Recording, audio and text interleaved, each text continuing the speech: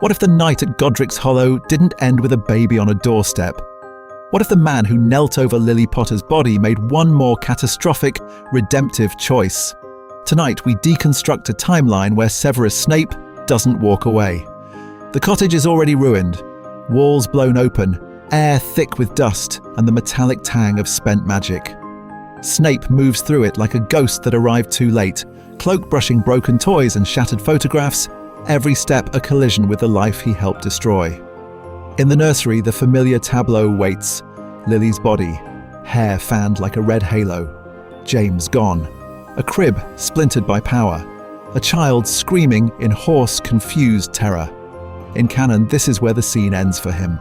He sobs over Lily, clings to Dumbledore's plan, and recedes into the shadows as a spy. But grief has a structure, and tonight, that structure fractures. Imagine the psychological fracture as Snape looks from Lily's still face to Harry's lightning-shaped wound, and finally to the door where the outside world and Dumbledore's control press in like a storm. The core issue is mechanical. Dumbledore will claim the boy, bind him to blood wards, and place him with Petunia, trusting in ancient protections and calculated neglect.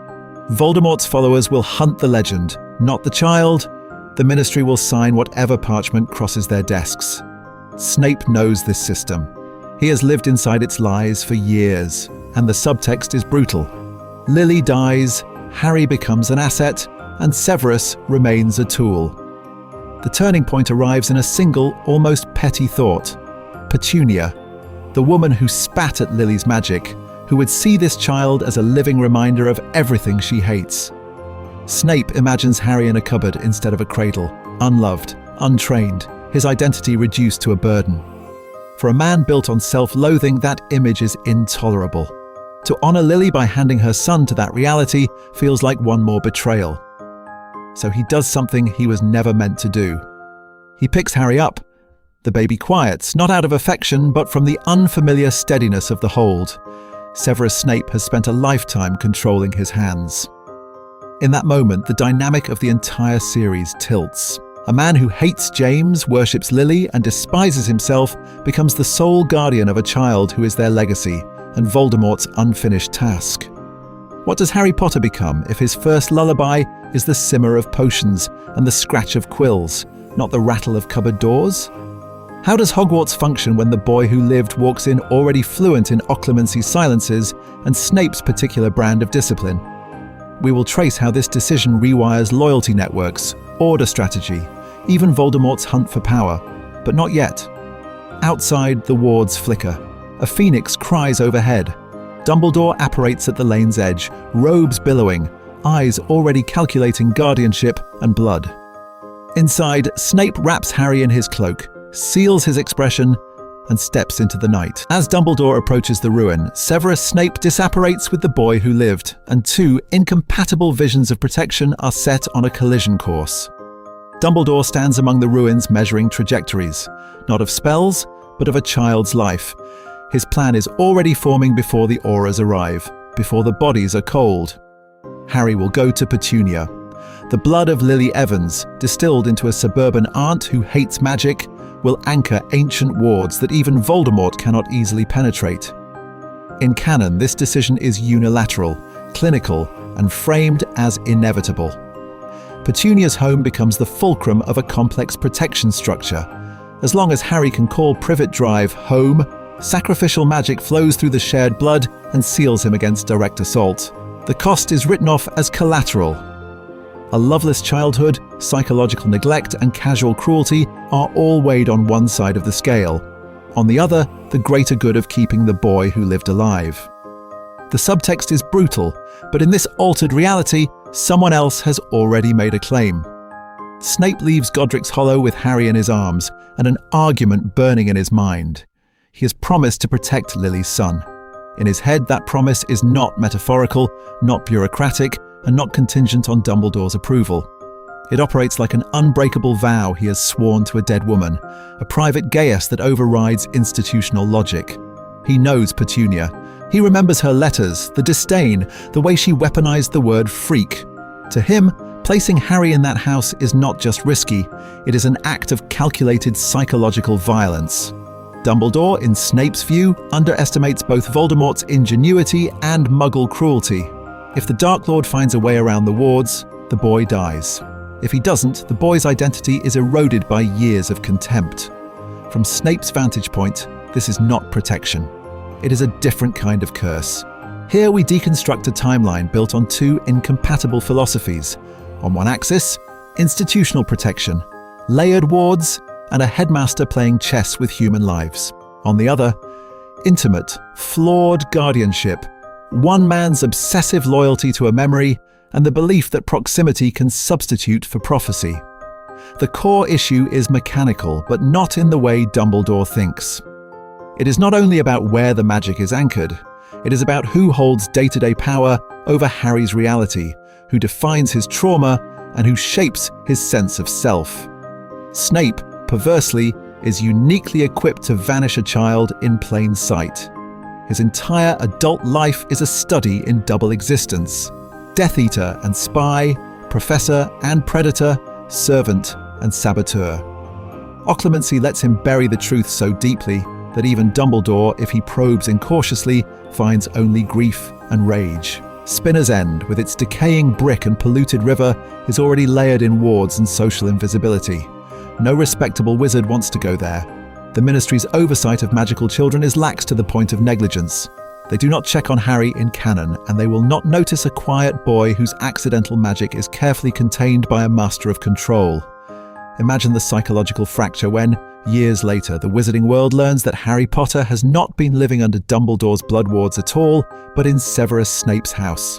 When the turning point arrives, when Dumbledore discovers the theft, when the Order feels both betrayed and outmaneuvered, the conflict will not just be about legal guardianship, it will be a referendum on whose vision of protection has been shaping the boy who lived all along. The wizarding world learns this only years later. But the theft itself happens in a single stolen night, in a house that still smells of smoke and Lily's perfume. Snape steps over rubble and broken toys, his boots leaving faint prints in ash. James is a crumpled outline near the stairs. Lily is a vivid wound against the nursery wall. Between them, in a splintered cot, Harry is screaming. The core issue is mechanical. Harry is alive, Voldemort has fallen, and somewhere beyond the shattered door, voices are beginning to apparate in. He gathers the baby with hands that have brewed poisons, steady as glass. Harry's magic crackles wild and unfocused against his robes, a visceral reminder that this is not just Lily's child. This is the prophecy's axis. Snape hears the pop of distant arrivals, feels the familiar pressure of Dumbledore's wards probing the village, and realizes he has minutes, perhaps less, to decide whether he is a loyal agent or a traitor to the headmaster's design. This is where the turning point arrives. Dumbledore's plan is clear: blood wards, Petunia, a childhood of deprivation that supposedly inoculates Harry against arrogance and powerlust. But imagine the psychological fracture in Snape's mind as he looks from Lily's body to the child she died for. Obey and surrender Harry to a Muggle sister who spat on Lily's identity. Disobey and keep the boy where he can watch him, shape him, punish James's features, and protect Lily's eyes in the same breath. He moves. First, the magic. A sweeping, obscure Italian dampening charm snuffs his own magical signature. Then, a layered Muggle-repelling field over the house's perimeter to delay auras and curious neighbours alike. He siphons excess magic from Harry with a controlled parasitic ward that makes the baby sag, drowsy against his shoulder. It is clinical, almost cruel, but it stops the uncontrolled surges that would make them a beacon. Outside, the chaos of Voldemort's fall is a smokescreen. Ministry channels are flooded with contradictory reports. The structure of response is fractured. Snape exploits it with the precision of a career spy.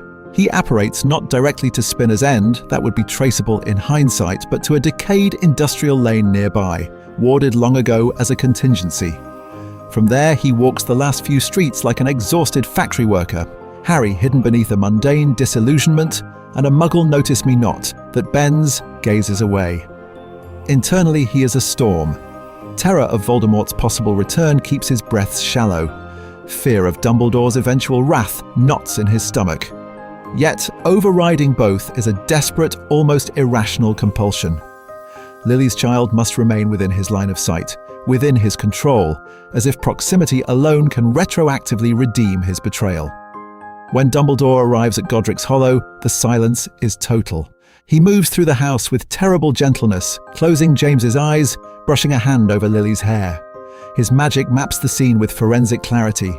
The killing curse, the rebound, the shattered dark mark echo. Harry's residual signature is everywhere, but abruptly severed, not extinguished, not dead, taken. Albus stands in the ruined nursery, blue eyes turning cold as they track the vanishing trail of a single familiar magical pattern. He does not say, who? The question is unnecessary. He exhales once, the sound closer to a verdict than a sigh, and whispers into the empty air. Severus. And in that name we deconstruct a timeline. Is this the beginning of a rescue mission, or the opening move in a secret war over Harry's fate? Spinner's End is not a home. It is an apology whispered in brick and mildew. Narrow row houses lean over a sluggish river, their windows yellowed and watchful, as if the entire street has been designed for people who do not want to be seen. Inside Severus Snape's house, the air is thick with potion fumes and old paper, a structure engineered for secrecy and survival, not for bedtime stories. Shelves sag under the weight of books and bottled ingredients, glass vials glinting like 100 unblinking eyes. The walls sweat damp. Floorboards complain. This is a place calibrated for one man's isolation, a laboratory where power is measured in precise drops, not in lullabies. Imagine the psychological fracture when a crib appears in that landscape. Because the crib is not really a crib. It is a transfigured crate, its slats smoothed by wandwork, its mattress conjured with the same brisk efficiency Snape uses for bandages on Death Eater wounds. Bottles of Dittany and Bezoars are pushed aside to make room for milk bottles. A cauldron stand becomes an improvised drying rack for impossibly tiny socks. The irony is vicious. A man who can brew an antidote for basilisk venom spends 15 minutes wrestling with a nappy pin. The core issue is mechanical. He understands dosage, not tenderness. He can calculate the exact counteragent to a poison, but not the correct temperature for bathwater without checking twice. When Harry cries, Snape runs through a diagnostic list in his head. Hunger, discomfort, illness, like he's troubleshooting a misbehaving potion. Comfort is not his instinct. It is a procedure he has to invent. And yet, compared to Privet Drive, this is not a site of overt cruelty. Harry is not starved. He is not locked in a cupboard. He is, however, raised in a cathedral of silence, under the constant shadow of a grief he cannot name. Snape moves through the rooms like a ghost in black, voice clipped, rules absolute. No touching glass, no going near the fire, no questions about the woman in the only framed photograph, whose eyes follow him with a softness that does not exist in the living man. Early magic fractures the fragile equilibrium. One afternoon, toddler Harry reaches for a shimmering vial of silver blue potion, fingers closing around empty air as the shelf jolts. The bottle falls, time seems to hesitate, and then with a crack of displaced reality, it rebounds mid-air and settles back into place. Harry giggles. Snape does not. Fury, fear, admiration. All three collide behind his eyes. The child is powerful, undisciplined, and already bending the rules of gravity inside a room full of weapons disguised as glass. Another night, Harry trips toward the iron grate of the hearth and simply slides sideways as if the world edits itself to avoid breaking him. The subtext is brutal. Magic will protect this boy even when his guardian cannot. So a dynamic forms. Safety becomes synonymous with obedience. Secrecy is framed as loyalty. Snape teaches Harry to lower his voice, to keep his questions small, to treat love, what little leaks through, as something you tiptoe around, never touch directly. The turning point arrives not with a curse, but with a bedtime. When Harry, 3 years old and drowsy, calls Spinner's End home, and Snape realizes this damp, cramped laboratory has become the entire universe of the boy who lived. What happens when that universe collides with Hogwarts? Dumbledore learns about that collision the hard way, by arriving at Privet Drive with a baby already missing. The cat on the wall, the put-out lights, the carefully rehearsed speech to a woman who hates him, none of it matters. The doorstep is empty. The weapon he has engineered through prophecy and blood is gone. In the immediate aftermath, there is grief before there is strategy. James and Lily are not chess pieces to him in those first hours. They are two children he taught, two lives he gambled on a half-glimpsed future. Imagine the psychological fracture when he realizes he miscalculated twice, once with Peter Pettigrew and again with the contingency that Lily would die, but Harry would remain accessible. The subtext is brutal. The boy who was meant to anchor the post-war narrative has vanished into the one shadow Dumbledore cannot easily penetrate: Severus Snape's. Why doesn't he simply storm Spinner's End, wands drawn and titles invoked? The core issue is mechanical. Legally, Harry's guardianship is a fog. There is no clear will produced, no ministry decree, only Dumbledore's intention to place the child with Petunia and the tacit authority he wields as chief warlock and leader of the Order. Snape, by contrast, can present a plausible narrative. Lily begged him to protect the child. He arrived first.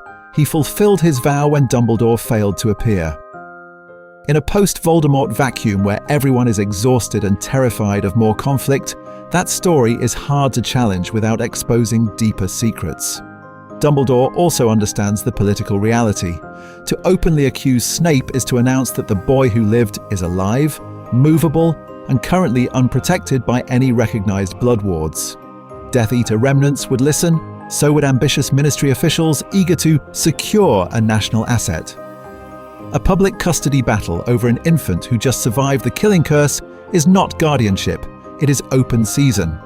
Here, wizarding lore and blood magic close around him like a cage he built himself. His original plan depended on Petunia as the last living blood of Lily, anchoring a sacrificial protection that would make Privet Drive a fortress. With Harry already removed and Petunia never formally accepting the child, that structure cannot be invoked cleanly. He can theorize other protections, Fidelius, layered wards, the quiet power of obscurity, but each requires consent, secrecy, and a guardian who will cooperate. Snape, ironically, is already doing precisely that in private, folding Spinner's End in occluded paranoid magic. It is not the elegant blood ward system Dumbledore designed. It is, infuriatingly, good enough for now. This is where the strategic tension sharpens. Dumbledore needs Harry as a future counterweight to Voldemort's inevitable return, but every year the boy spends under Snape's roof is a year in which his primary loyalty, his basic sense of identity, will point away from Dumbledore and toward a man who despises being managed. We deconstruct a timeline in which the savior of the wizarding world grows up thinking not of a kindly headmaster, but of a reclusive, damaged spy as father. So Dumbledore reframes the problem. He cannot seize, he can only influence. The turning point arrives not in a courtroom, but in a quiet, private decision. He will allow Snape's theft to stand while quietly binding him tighter with favors, secrets, and shared guilt. He will watch from the margins of Spinner's End, nudge ministry files, and construct a narrative in which Severus believes this guardianship is his victory, not Dumbledore's concession. It is a gamble with a child's life as the stake. But in Dumbledore's coldest calculations, a hidden, living Harry under Snape's volatile protection is preferable to a dead Harry, sanctified by law. The question, of course, is what happens when that hidden child is finally old enough to walk into Dumbledore's school and refuses to play the role the headmaster wrote for him. Harry's childhood does not begin with a cupboard or a cat flap. It begins with the slow, hypnotic swirl of a potion and the scrape of a glass rod against the side of a cauldron. His earliest sensory world is narrow but intense. The air is always faintly bitter with wormwood, ashy with soot, metallic with ingredients ground too fine to name. Floorboards at Spinner's End complain under every step, a constant creak that maps the small house in sound long before he can read. At night, there are no bedtime stories, no fairy tales. There is Severus's low voice in the next room, reciting instructions, ingredients, counteragents, as if the only lullaby worth learning is how not to die from a misbrewed draft. The core issue is mechanical. In canon, the Dursleys weaponize deprivation as discipline. Here, Snape weaponizes structure. Harry's days are carved into strict schedules. Wake at 6, wash, simple calisthenics, because a weak body is a liability. Then letters traced with an ink-stained finger along potion labels. He learns aconite and belladonna before dog and cat. Early literacy arrives not through cheerful primers, but through spellbooks propped open with chipped mugs, each word carrying the implicit warning that magic mishandled has teeth. When he is careless, the reaction is immediate. Snape's voice lashes across the room, precise and cutting, cataloguing Harry's error with the same clinical detail he applies to a ruined potion. There is no physical blow, no hand raised in anger. Instead, there is the withdrawal of approval, the chill of silence. On the rare occasions Harry is meticulous, stirring clockwise the correct number of times, putting vials back in exact rows, Snape does not praise him. He simply does not yell. For a child built in this laboratory of restraint, not being shouted at becomes indistinguishable from being loved. Imagine the psychological fracture that creates. Under the Dursleys, Harry's trauma is overt, open cruelty, explicit contempt, starvation as policy. Under Snape, he is fed, clothed, and rigorously educated. His wand hand will be steady because his handwriting had to be. Yet affection is rationed like a rare ingredient. A hand on his shoulder when he wakes from a nightmare. A blanket adjusted wordlessly at 2 a.m. Lily's name is never spoken. It hangs instead in the gaps between sentences, a ghost haunting every silence.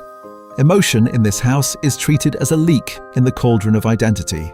Harry learns to read micro-expressions on Snape's face the way other children read picture books. The tightening at the corner of the mouth that means danger. The fractional softening around the eyes that means the storm has passed. He does not cry where Snape can see. He does not ask why there are no other children, why he never goes to parks, why the curtains are always closed when owls arrive. Reality for him is a narrow corridor patrolled by one man's temper and one man's loyalty to a dead woman. The turning point arrives quietly. One afternoon, left alone longer than usual, Harry discovers that a drawer Snape thought was locked is not. Inside, among old essays and brittle letters, is a photograph. A woman with fierce green eyes and a laugh that seems to ripple the very air. He traces the edge of the photo with a fingertip, as if the magic might spill out. "Who is she?" he asks when Snape appears in the doorway, breath catching just a fraction too late. For a heartbeat, everything in the room holds. The subtext is brutal. This is not just a question about a stranger's face, it is a question about why his entire life has been constructed in shadows. Snape answers, and in the way he says Lily's name for the first time in Harry's hearing. We deconstruct a timeline because that single cracked word will determine whether this child grows into a weapon, a son, or something far more dangerous. The next secret Snape chooses to reveal or conceal will decide which. Snape does not answer with a story. He answers with an absence. For weeks after that first cracked Lily, Harry discovers that his questions hit an invisible wall. What was she like becomes, finish your reading. Did she like flying? Is met with a thin-lipped irrelevant. The reality is simple. Snape has spent years weaponizing silence. Now he turns that same power on an 11-year-old who has just learned his mother's name means more than a scar on his forehead. But the turning point arrives in increments, not epiphanies. One evening, after a nightmare leaves Harry shaking on the narrow sofa at Spinner's End, Snape wordlessly sets a steaming vial on the table. The draft smells faintly of chamomile and something sharper. She brewed this for others, he says, eyes fixed on the fire. She could not bear to see children frightened. It is the first curated fragment. Lily as gentle, brilliant, selfless, her kindness distilled into a potion Harry now swallows before sleep. From there, Snape begins to construct a narrative architecture. Lily is always precise, always compassionate, always the one who saw what others missed. James, when he appears at all, is an absence with sharp edges, a sneer in a corridor, a hex cast for amusement, an arrogance that nearly got them all killed. Snape never lies outright. The subtext is brutal because the memories he chooses are technically true. The core issue is mechanical. By controlling which scenes Harry receives, he controls which parent becomes the anchor of the boy's identity. Harry absorbs it like oxygen. He builds an inner shrine to a mother he never met, a woman whose laugh he only knows because Snape once, unguarded, imitates it and then goes rigid with regret. At the same time, James becomes a problem to solve. If his father was cruel, What does that say about the messy flashes of temper Harry feels, the thrill when his magic flares hot and reckless? Imagine the psychological fracture of realizing that the parts of you that feel powerful are the parts your guardian clearly despises. Snape's worship and resentment coexist in every lesson. When Harry's hair falls into his eyes in a way that is painfully James-like, Snape's voice goes flat, instructions clipped, punishments harsher. When Harry masters a complex charm quickly, Snape's expression softens for a second. Your mother excelled at that, before hardening again, as if praise itself is a dangerous indulgence. Harry learns to monitor his own face, his own reactions, editing himself to avoid triggering memories he cannot see. There are small mercies, always tied to Lily. A carefully framed photograph appears on Harry's bedside table one birthday. Lily's hand mid-wave, James half cropped out by design. In quiet moments, Snape teaches him her favourite charm, a delicate, luminous ribbon of light that curls around Harry's wrist. She used it to calm crying children, he says. Harry uses it on himself. And yet, here is the pattern interrupt. When Harry traces his own features in the mirror, whose face does he see? Whose loyalty is he supposed to feel? His devotion to Snape is real. This is the man who brews his drafts, who stands between him and a world that still believes he is dead. But that loyalty is braided with a fierce, aching longing for Lily, a woman he knows only through stories that have been filtered through grief and bitterness. We deconstruct a timeline in which Harry's core loyalties are built on half-truths. The bond with Snape is deep, almost filial, yet structurally unstable, because it rests on an edited history in which James is a villain, Lily is a saint, and Snape is the sole custodian of what is true. The fracture point is inevitable. All it will take is one unfiltered memory, one pensive, one letter, one surviving marauder to show Harry that his parents were not icons or monsters, but people. When that happens, the question will not simply be, who are Lily and James? It will be, who has Severus Snape been turning me into all these years? And once Harry asks that, the war over memory stops being theoretical. It becomes the battlefield on which every future choice will be made. Harry's answer begins long before he can name the question. It begins at a narrow kitchen table in Spinner's End, where lessons replace lullabies, and the alphabet shares space with aconite and asphodel. Snape builds a curriculum the way other men build fortresses. There is reading, writing, and arithmetic, drilled with an almost military regularity, but these are only the surface layer. Beneath them runs a second syllabus: ingredient identification by touch and smell, dilution ratios recited like prayers, magical theory far beyond any Muggle primary school, far beyond even what first years at Hogwarts would recognize. While other children memorize times tables, Harry is memorizing the 12 uses of dragon's blood and the properties of every known bezoar. The core issue is mechanical. In Snape's mind, knowledge is armor, precision is power, and ignorance is death. So Harry learns to catalogue, to classify, to obey the internal logic of magic before he has ever flown a broom or seen a Quidditch pitch. Imagine the psychological fracture of a childhood where play means being allowed to stir a cauldron under supervision, where praise arrives not for drawings on the fridge, but for correctly identifying the smell of hellebore. Then there is the training Snape never names. At first it looks benign. Clear your mind before sleep. Memory games at the breakfast table where Harry must replay the previous day in perfect detail. Exercises in holding a neutral face while Snape delivers cutting, deliberately unfair remarks. Occlumency light, disguised as discipline. What begins as protection against hypothetical legitimacy becomes a quiet campaign against spontaneity itself. Harry learns to lock thoughts away, to smooth his features, to lower the volume on his own feelings until they are barely a murmur. He can remember potion recipes after a single reading, but he cannot easily name what he is feeling when Snape slams a door or disappears for days on order business. The subtext is brutal. Emotions are variables that must be controlled, not experiences that can be explored. By 10, the dynamic is stark. Intellectually, Harry is ahead of where Canon Harry will be at 12. He can debate magical theory with unnerving fluency, adjust a brewing schedule on the fly, and read danger in the air the way other children read weather.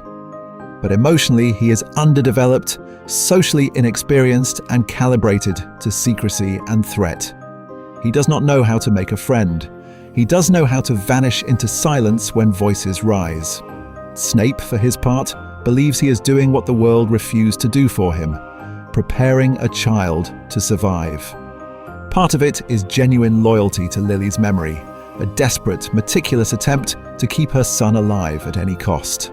Part of it is an experiment, a need to prove to himself and to Dumbledore that he can forge the perfect survivor where the Marauders produced only martyrs.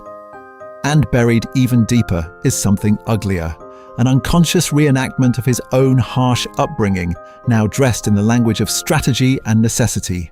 So what precisely is being raised in that narrow house by the river? A free person or a tool? When we deconstruct a timeline like this, the question stops being abstract and becomes painfully specific. If Harry's identity is built from Snape's fears and Dumbledore's war, then when the turning point arrives, will he choose for himself or merely perform the role he was engineered to play? The answer arrives temporarily in the form of a door opening. One grey morning, Spinner's End is not a prison, but a threshold. Snape wakes Harry before dawn, dresses him in an ill-fitting muggle coat 2 sizes too big, and casts a glamour that blurs the scar into a pale, unremarkable line. The instructions are clinical. Do not speak, do not wander, do not remove the hood. The dynamic is clear. Freedom is conditional, transactional, on Snape's terms. They apparate into the cramped side alley behind the leaky cauldron. For a boy who has never left the soot-stained streets of Cokeworth, the transition is almost violent. One moment brick and river mist, the next a pub wall humming faintly with old magic. Harry feels it before he sees anything. The air is thicker, charged, as if reality itself has a pulse. Inside, the leaky cauldron is half empty, but to Harry it may as well be a stadium. A witch stirs her tea with a self-turning spoon. A wizard unfolds a newspaper that rearranges its own headlines. Chairs slide back a fraction of an inch to accommodate them without being touched. The core issue is mechanical. Harry has lived in a world where every action requires effort, where nothing moves unless you push it. Here, intention is power, and the environment obeys. Snape's hand lands on his shoulder, deceptively light. Eyes down, he murmurs. You're Tobias Prince. You do not know your parents' names. Even his lies have structure. No Potter, no Evans, nothing that could snag on memory. Name avoidance as a survival spell. When the bricks fold back into Diagon Alley, Harry's worldview fractures on impact. Colour, noise, dragons on gaudy toy boxes, an owl shrieking from a perch above a crowded shop. The alley is a living artery of magic, messy and unhidden. Imagine the psychological fracture of realizing that while you were memorizing potion ingredients in a dim kitchen, entire families were arguing over school books in broad daylight. Harry walks as if in a trance, forced to match Snape's clipped stride. Children his age press their noses to windows, begging for broomsticks. A girl practices a lumos that fizzles weakly, her mother laughing. No one is hiding. No one is warded behind occlumency and lies. The subtext is brutal. His isolation was not a universal law. It was a choice someone made about him. Snape steers him into a narrow apothecary off the main street, a quieter artery where the war's shadow lingers in the wary glance of every proprietor. This, at least, is familiar. The bitter reek of asphodel, the gleam of pickled mooncalf eyes. Yet even here there is casual warmth, a witch arguing over prices, an apprentice humming while bottling essence of dittany that Harry has never seen in Snape's lab. The near miss happens quickly. An older wizard, scarred and sharp-eyed, pauses as they pass. His gaze snags on Harry's face, on the half-erased scar, and, more dangerously, on Lily's eyes behind it. His brow furrows, recognition hovering like a spell that has not yet been cast. Snape's magic tightens, invisible but suffocating. His arm shifts, placing his body as a barrier, voice turning silkily hostile as he engages the man in a brief, derailing question about rare bezoars. It works. The moment dissolves. Yet Harry has seen the fear. He has felt his guardian's pulse spike through the hand on his shoulder. On the way out of the alley, another omen. A distant flare of silver in the overcast sky. A phoenix-shaped Patronus dissolving above the rooftops before Harry can name it. Snape's jaw locks. They leave immediately. Back at Spinner's End, the silence is louder than Diagon Alley. Harry stands at the window, watching ordinary smoke rise from ordinary chimneys, and finally asks the question that has been burning since the bricks first folded back. Why can't they know about me? His voice is quiet, but it is the first real act of defiance. Snape does not answer at once. When he does, it is with the cold certainty of a man who has watched the world devour the vulnerable. Because visibility is vulnerability, he says. Because they would not see you, Harry. They would see a symbol, and symbols are consumed. He meets Harry's gaze, unflinching. You wish to be a boy, they would make you a banner. We deconstruct a timeline here and see the trap close. The day Harry first glimpses a wider world is also the day he is told he cannot belong to it. The turning point arrives quietly. Harry has seen the alternative and he will not forget it. The question is no longer whether the world will find him. It's what he will do when it finally knocks on Spinner's End. Dumbledore understands that when the world finally knocks, it will not only be at Harry's door, it will be at his. The headmaster who lost the boy who lived on the very night he survived. In public, he plays the absent-minded sage. In reality, he builds a quiet structure of surveillance around Spinner's End that would make any Aura department proud. A charmed brass lantern on the riverbank, innocuous and rusting, pulses faintly with Harry's basic vitals. Temperature, magical output, proximity to wards. An Order-friendly healer in St. Mungo's receives a nondescript ledger entry whenever a child's accidental magic spikes in Cokeworth. Even at Hogwarts, a small silver instrument on Dumbledore's shelf, humming beside the put-outer, traces the flux of Harry's magical core. We deconstruct a timeline in which Dumbledore is both guardian and voyeur. He will not knock on Snape's door. He will not relinquish the illusion that Severus came to him freely, begging to protect Lily's son. But he will know if Harry's magic fractures, if his health plummets, if the dynamic inside that narrow house tips from harsh to lethal. Imagine the psychological fracture in Dumbledore himself. On one axis, genuine affection. The child he left on a doorstep is now a shadow on a river, growing up over potions fumes instead of Petunia's burnt toast. On the other axis, cold arithmetic.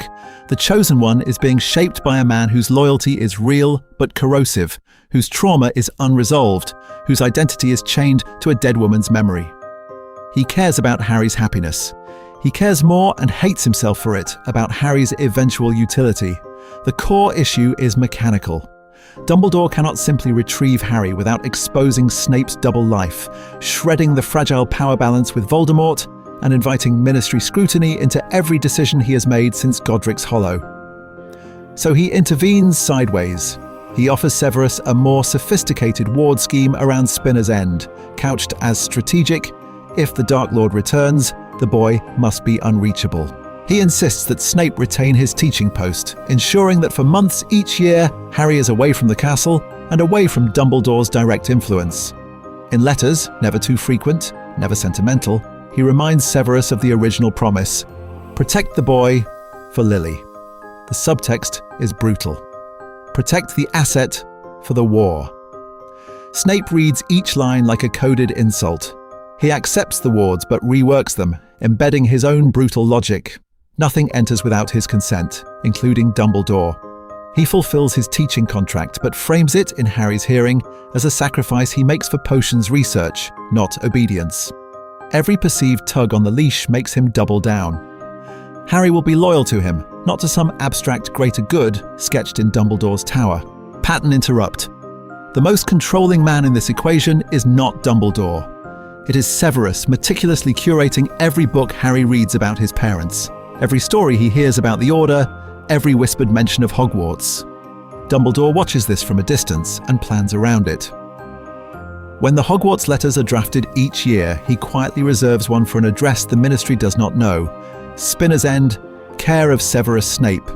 He is already gaming out the moment that letter is delivered, because when Harry walks through the castle doors, the wards of Spinner's End will no longer be the strongest structure in his life, and the secret they have all conspired to maintain will begin to unravel in front of the entire wizarding world.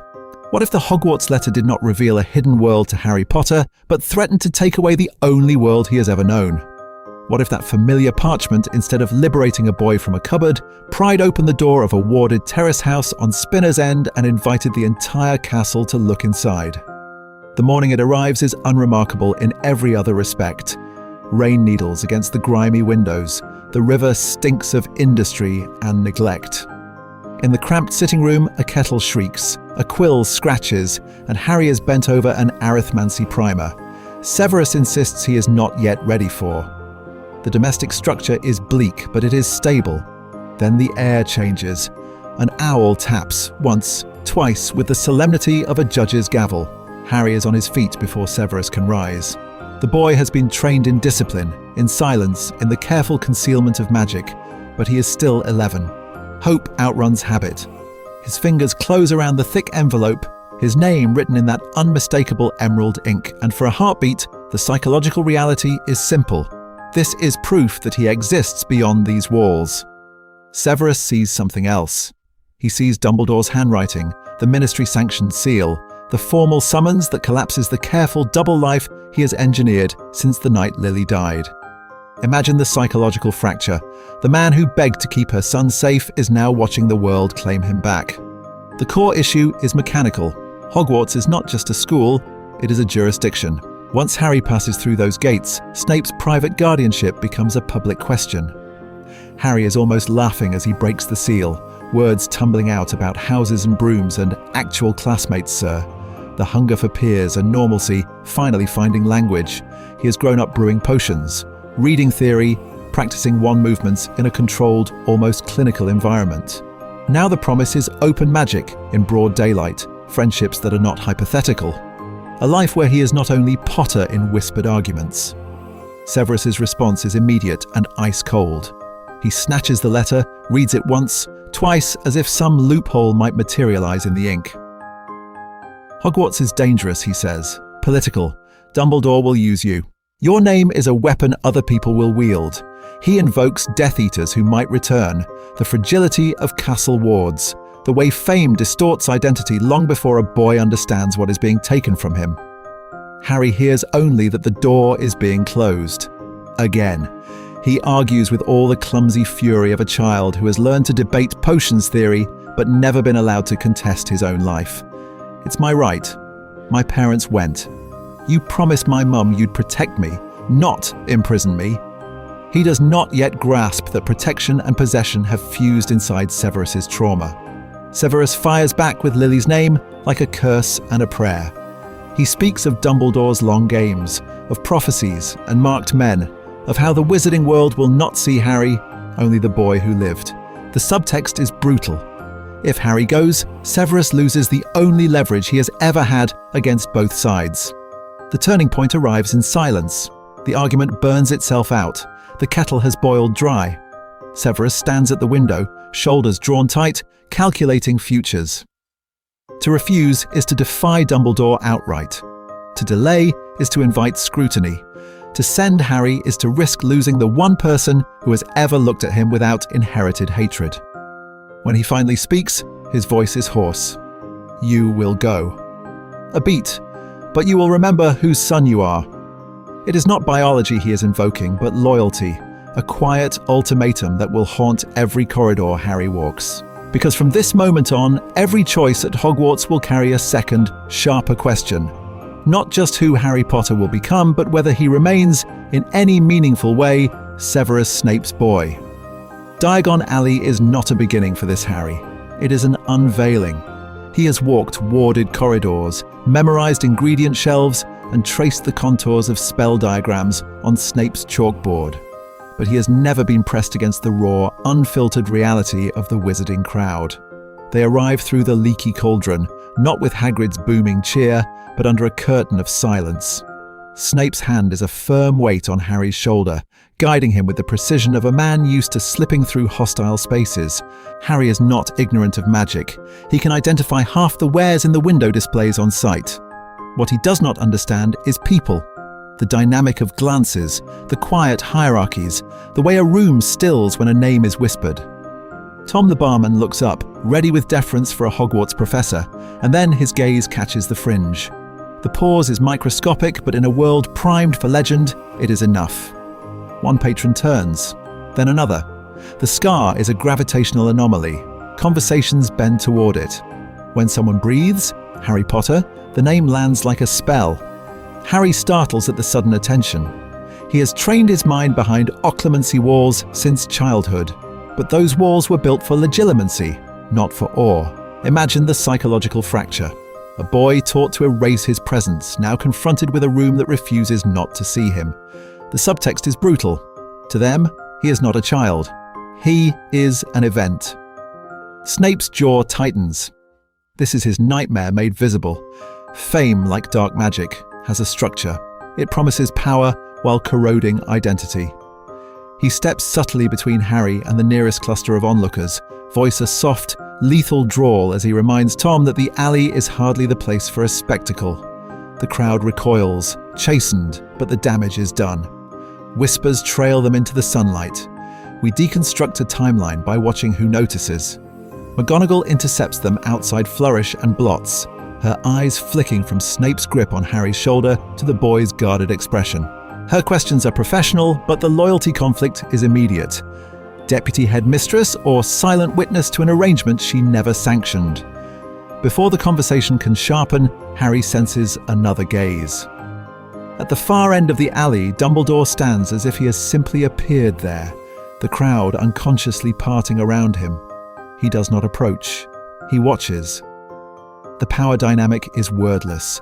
One man who orchestrates structures, another who has quietly subverted them by raising the key piece off the board. Inside Ollivanders, the air is dust and intent.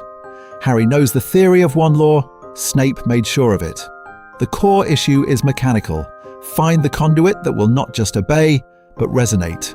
Wand after wand fails, sparks misfiring, air humming with almosts.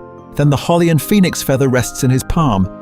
The connection is instantaneous, a clean, bright alignment that hums along nerves trained to conceal. Ollivander's pale eyes sharpen.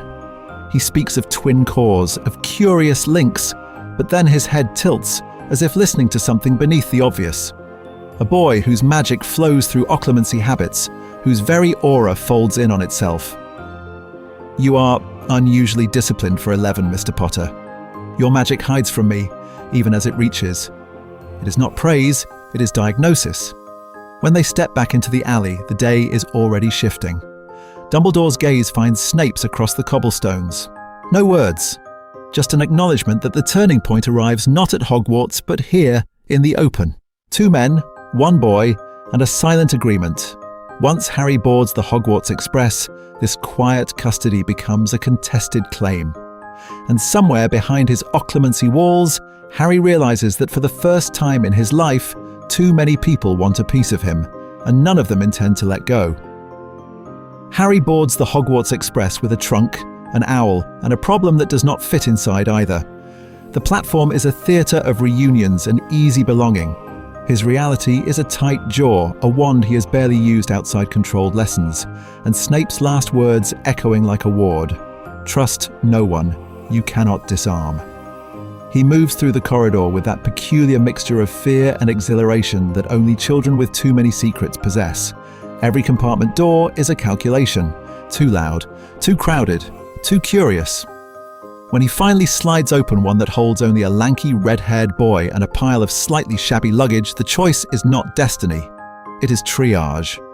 Ron Weasley looks at him with open, guileless interest. Harry answers with something far stranger for an 11-year-old.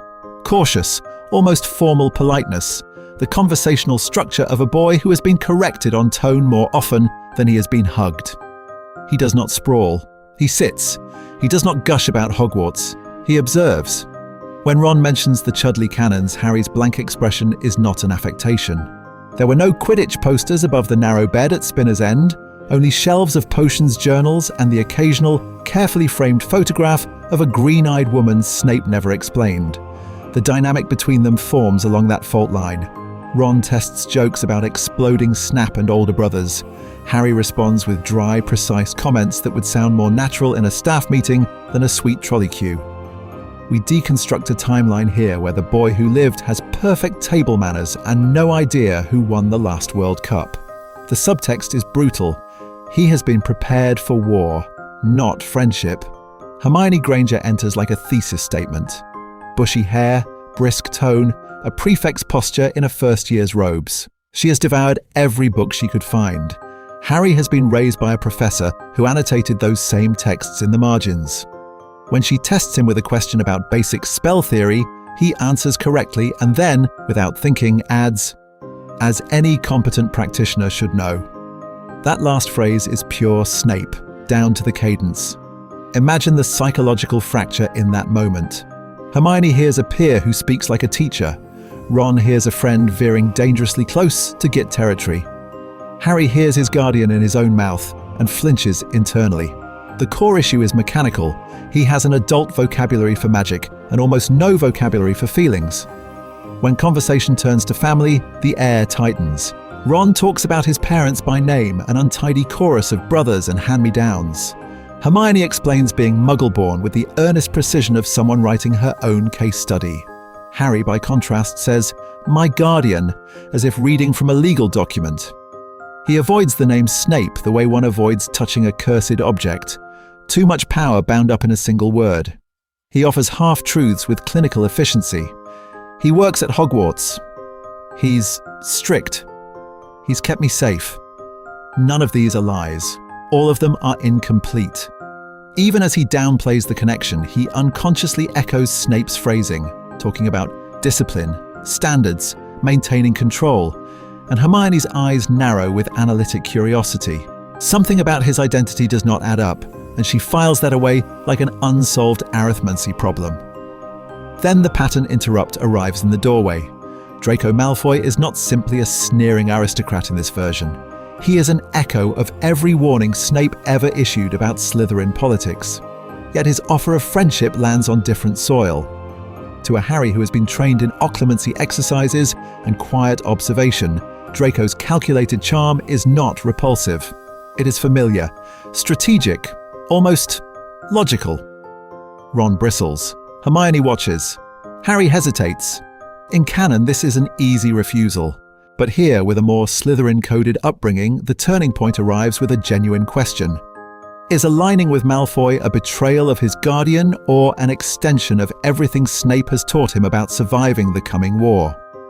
The compartment holds its breath, and for the first time, Harry truly considers saying yes.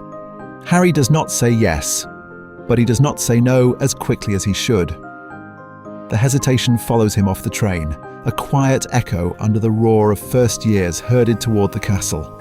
In canon, the walk to the sorting is a blur of awe and terror. Here, it is an exercise in surveillance.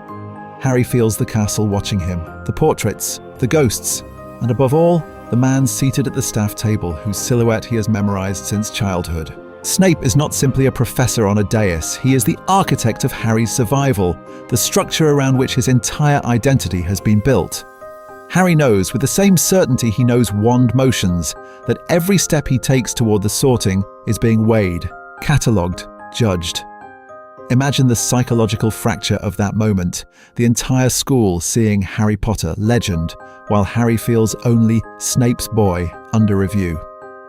When the hat drops over his eyes, the world narrows, but the scrutiny does not vanish. It condenses. Interesting, the hat murmurs. And this time the core issue is mechanical. It does not just find raw courage and a hungry need for belonging. It finds years of practiced self-control, the trained stillness of a child taught to mask fear in a spy's household. It tastes occlumency exercises disguised as bedtime games, senses the reflexive urge to edit his own thoughts before anyone, especially Snape, can read them. Bravery, yes, but also secrecy, planning, a ruthless, almost clinical understanding of power. You've been taught to hide, to plan, to survive, the hat observes, its voice threading through the trauma-scored corridors of his mind. There is Slytherin here, and strong. Loyalty to, but not to the lion, to a serpent guardian who has kept you alive. Slytherin offers a brutal, logical symmetry. Harry's skill set slots neatly into its reality, ambition honed as preparedness, subtlety as default, the quiet dynamic of children raised to see war as inevitable. In that house, he would not be an anomaly. He would be a weapon among weapons, Snape's long-term project integrated cleanly into the power structure of the dungeons. But Gryffindor glows at the edges of his thoughts, a legacy he has studied rather than lived. Lily's laughter in old photographs, James's Quidditch records, read in secret. Gryffindor is not just the house of his parents. It is the first plausible path to an identity that is not curated by Severus Snape. Independence has a colour, and it is red and gold. Ravenclaw flickers as well, a quieter possibility. Years of enforced reading, meticulous note-taking at Snape's desk, the intellectual discipline of brewing under pressure, these have carved out an academic spine. The hat could place him there in a tower where logic, not loyalty, defines him. So, the hat presses, and the turning point arrives not with prophecy, but with choice. You know how to survive, Harry Potter. What do you want to be? No one has ever asked him that without an agenda. For a heartbeat, he imagines Slytherin.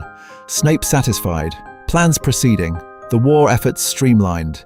Then he imagines Gryffindor, distance, scrutiny, the terrifying power to disappoint the man who raised him. He chooses disappointment. Gryffindor, he thinks, and it is not a plea but an act of rebellion, the first fracture he drives into the life Snape designed for him. The hat agrees, shouts the word, and the hall erupts. At the staff table, Snape's expression does not change, but the subtext is brutal. In front of the entire wizarding world, his secret weapon has just declared that he will not be only that. This is not merely Harry defying Voldemort's script.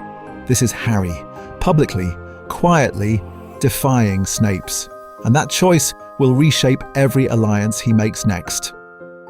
The applause fades. The sorting hat is carried away, and Hogwarts exhales. At the staff table, Severus Snape's face is carved from stone. In the Great Hall below, his son, his secret, his liability, his promise to Lily, made flesh, slides onto the Gryffindor bench under 100 curious eyes. By breakfast the next morning, the legend of Severus Snape is already doing its work. Hufflepuffs whisper about pickled animals and lost points. Ravenclaws trade rumours of impossible exams. Fred and George Weasley perform a dramatic reenactment of a first year who once miscut a daisy route and was never seen again. The irony, of course, is that Harry listens to these horror stories while remembering a different reality. The same man, hair tied back, sleeves rolled, teaching him to slice valerian with maddening precision in a quiet kitchen, then wordlessly pushing a plate of toast his way. Imagine the psychological fracture of that moment. Public enemy number one of the student body is, in Harry's private memory, the man who brewed anti-nausea drafts when apparition practice made him sick, who stood between him and a stray Death Eater in Knockturn Alley when he was 9. The dynamic the castle assumes, terrified child, tyrant teacher, does not align with the internal structure Harry has built his identity around. Then Potions begins, and the core issue is mechanical. To keep the secret, Snape cannot merely be strict, he must be cruel. His entrance is theatrical by design, robes billowing, voice a silken threat. He takes the register, reaches Potter, and lets the surname hang in the air like a charge, where in canon he needles, here he eviscerates. Every hesitation, every imperfect dice of root becomes an excuse to carve Harry down in front of his peers. Fame clearly does not confer basic competence, he says, soft and deadly, as he vanishes Harry's first attempt. Harry knows intellectually why. They have rehearsed this. They have discussed Dumbledore, the Dark Lord, the need for occlumency by performance. But the subtext is brutal. In this room, in this role, Snape is choosing his cover over their bond. Harry's confusion is not dramatic.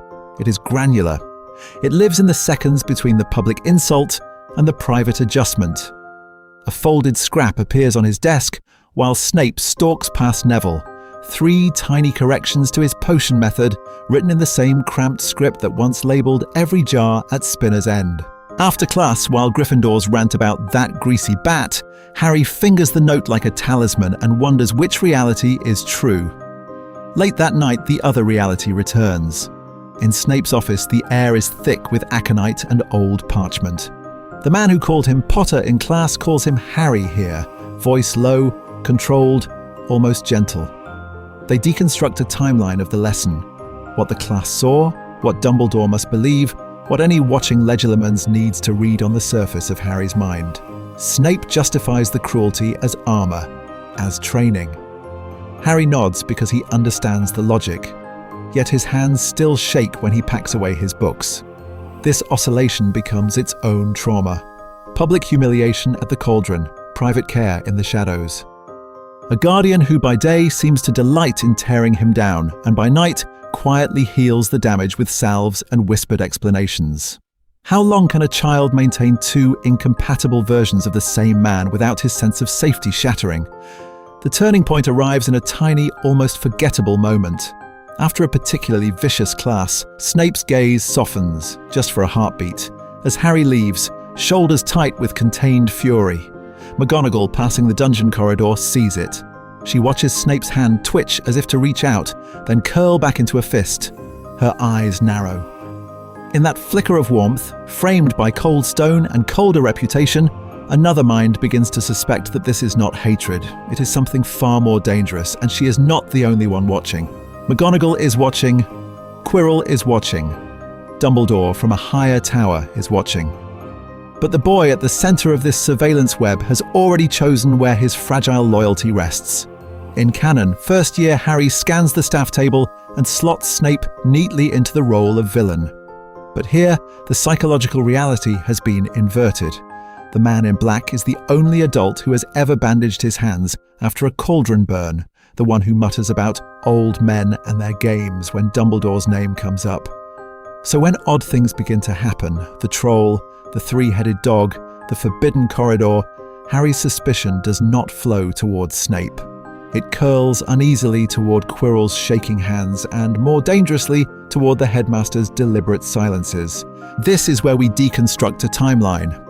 The Halloween troll still crashes through the castle, but Harry recognizes the cadence of Snape's orders in the way teachers herd the children.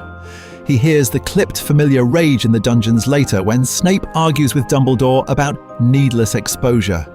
The subtext is brutal. Snape wanted Harry nowhere near that corridor at all. Behind the scenes, Snape's role expands from ambiguous protector to active strategist. He feeds Dumbledore information through gritted teeth, reports on Quirrell's absences, tightens wards around the third-floor traps. Yet every protective structure he raises has a Harry-shaped hole in it.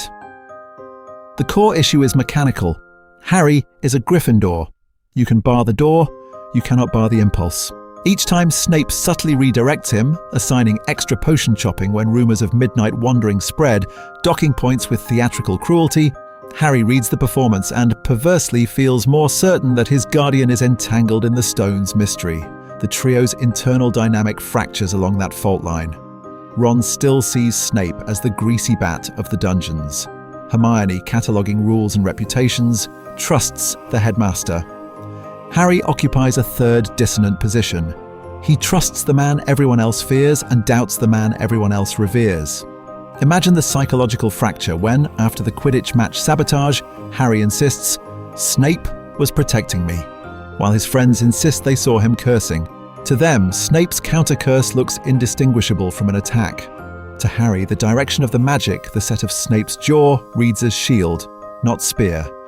Key scenes tilt accordingly. The midnight duel challenge still surfaces, but Harry turns it down flat. He knows exactly which professor patrols the corridors at that hour. It is Neville who gets maneuvered toward mischief instead, and Harry, sick with foreknowledge, drags Ron and Hermione away from the trapdoor that night, rather than toward it. When they finally encounter Fluffy, it is not wild curiosity, but a cold, investigative instinct. If Snape is guarding something this dangerous, what pressure is being placed on Dumbledore to keep it here at all? Then the turning point arrives as a pattern interrupt. In canon, Harry takes his suspicions to Dumbledore and is gently stonewalled. Here he makes a different, far more dangerous decision. He does not climb the moving stairs to the headmaster's office. He descends instead into the dungeons. Harry confronts Snape in his own territory between shelves of ingredients and the low simmer of cauldrons, and asks directly about the stone, about Quirrell, about why Dumbledore keeps lying by omission. In that cramped space, the power dynamic reverses. The spy is cornered by the child he swore to protect. Snape has to choose in that moment between brutal honesty and the safety of Dumbledore's secrets. He realizes there is no choice that leaves Harry untouched, and he is no longer sure which master he is actually serving. The turning point arrives in a place that has seen too many secrets already. It is late, the castle hushed, when Harry corners Snape in a deserted stone corridor outside the office. The torches burn low, throwing Snape's shadow long and crooked across the flagstones. For 11 years, the power dynamic has been simple: guardian and ward, spy and protected asset. But tonight, imagine the psychological fracture as Harry steps between him and the staircase, jaw set, eyes bright with a fury that does not belong to a child. "You knew," Harry says. No preamble, no deference, just accusation. About the stone, about Quirrell, about Voldemort, you knew and you said nothing. Snape's response is automatic, the defensive structure of a lifetime. You will not speak his name in the corridor, and you will not presume to interrogate me like one of your dunderheaded classmates. His voice is soft, dangerous, a familiar blade. But Harry does not flinch. That, more than the words, destabilizes him. What happens when the boy you raised starts sounding like the man you once followed? What happens when your carefully controlled narrative collapses under its own omissions? The core issue is mechanical. Snape has built Harry's reality out of half-truths and strategic silences, and now the mechanism jams. "You treat me like a child until you need me to be a weapon," Harry fires back. "Dumbledore lies. You lie. You only care because of her, because of Lily, not because of me." The subtext is brutal. Harry is not just challenging information, he is challenging identity. Snape feels the name like a hex, Lily, dragged into the open corridor where she never belonged. He reaches for the familiar cruelty, the old shield. "Do not delude yourself, Potter. You are your father's son in every reckless impulse. Charging into danger, demanding answers you are not equipped to understand. James would be proud. It lands wrong. It always has. But this time, Harry has the language to name the wound. So that's it? I'm loved because I have her eyes and hated because I have his face? You raised me to protect a memory, not a person." In that instant, we deconstruct a timeline where Snape vowed never to be his own father, never to inflict the kind of emotional trauma he endured. And yet here he is, weaponizing resemblance, using ancestry as a whip. He sees it, horrifyingly, as he's doing it. Harry's voice drops. "If you won't tell me the truth, I'll find it myself. Ron, Hermione and I, we're going after the stone. Someone has to, and it clearly isn't you." He turns on his heel and walks away, shoulders rigid, not looking back. Snape could stop him with a word, a spell, a hand on the shoulder. He does none of those things. The fracture is not just between them. It runs through his own loyalty, through the entire structure of Dumbledore's plan. Minutes later, he is in the headmaster's office, cloak still swirling, voice flat. "He will go after it," Severus says, "with or without us." Dumbledore steeples his fingers, eyes dimmer than usual. He has to decide now how much of this he will allow to play out, and how much of Harry Potter he is willing to lose in the process. The protections beneath the school do not feel like an adventure to Harry. They feel like an exam he has been sitting for since he was 4 years old. In the original story, the trio tumble through these chambers on a mix of courage and blind luck. But here, the core issue is mechanical. Every room maps, almost cruelly, onto some structure Severus has drilled into him in that cramped sitting room and overlit dungeon. Devil's snare tightens and Harry does not panic. He controls his breathing the way Occlumency lessons demanded, voice clipped as he orders Hermione to conjure fire the Muggle way when her wand work stutters. On the chessboard, he and Ron do not improvise, they execute, with Harry quietly recognizing patterns from the tactical puzzles Snape left on the kitchen table, disguised as logic drills. When the potions riddle appears, he does not guess at all. He smiles, thin and humorless, because this is home territory. He hears Severus's voice in every line, the dry contempt for those who think magic is only wands and bloodlines. By the time he reaches the final chamber, the narrative of the boy who lived stumbling into destiny has already been dismantled. We deconstruct a timeline where preparation, not chance, carries him to the mirror of Erised. The mirror waits, cold, and patient. In canon, Harry sees his parents and collapses into uncomplicated longing. Here, imagine the psychological fracture when his reflection resolves. Lily is there, yes, vibrant and alive, but she is not alone. Beside her stands Severus, not the scowling professor, but a man with his shoulders unknotted, one hand resting, awkward, uncertain, real, on Harry's shoulder. They are a family, accepted by a world that does not whisper about dark marks or prophecies. He sees a version of reality that is currently impossible. A world where his identity is not split between Potter and Snape's boy, where Lily's eyes and Severus's tutelage coexist without tension. The subtext is brutal. What he wants is not glory, not victory over Voldemort, but an end to the fracture at the center of his life. Then Quirrell speaks and the air changes. Voldemort's temptations land on different soil this time. Promises of power, of greatness, slide off a boy who has grown up hearing Severus anatomize manipulation like an academic exercise. Harry recognizes the cadence, the flattery, the transactional language of control. But when the voice hisses about Lily, about resurrection, about true restoration instead of Dumbledore's half measures, his occlumency walls flicker. The turning point arrives in the mind, not the body. Harry pushes back the way Severus taught, focus on a single memory, anchor, breathe. For a few precious seconds, Voldemort finds no purchase, his probe skidding against disciplined thought. Then he presses harder on the image from the mirror, on Lily's laugh, on the fantasy of that impossible family, and the defenses crack along the fault line of love. The physical struggle feels almost secondary. Quirrell's hands burn. Harry's magic lashes out raw and unshaped, fueled by terror that this spectre will steal even the hypothetical Lily he just saw. He clings to the stone he doesn't remember acquiring, to consciousness, to the last instructions Severus ever gave him. Survive first, understand later. He wakes to antiseptic white and the smell of potions. In canon, Dumbledore is waiting with lemon drops and carefully curated truths. Here it is Severus, rigid in a straight-backed chair, cloak untouched, eyes unreadable. He does not speak. Harry realizes with a chill deeper than any curse that this conversation will not be about heroism. It will be about what the mirror showed him, about what Voldemort offered, about which man, exactly, Harry reached for in the dark. And for the first time, he is not sure whose plan he has just disrupted. The hospital wing is quiet in the way battlefields are quiet after the smoke clears. White sheets, potion fumes, the faint ticking of an enchanted clock. Harry wakes to pain in his head and the heavy knowledge that adults have been playing a game above his eyeline. Dumbledore arrives first. In canon, this scene is a gentle debrief, an old wizard explaining that love is the deepest magic. But in this altered reality, the dynamic is more volatile because Harry is not just the boy who lived. He is the boy Snape stole from the narrative and raised in the shadows. Dumbledore's explanation is polished, almost liturgical.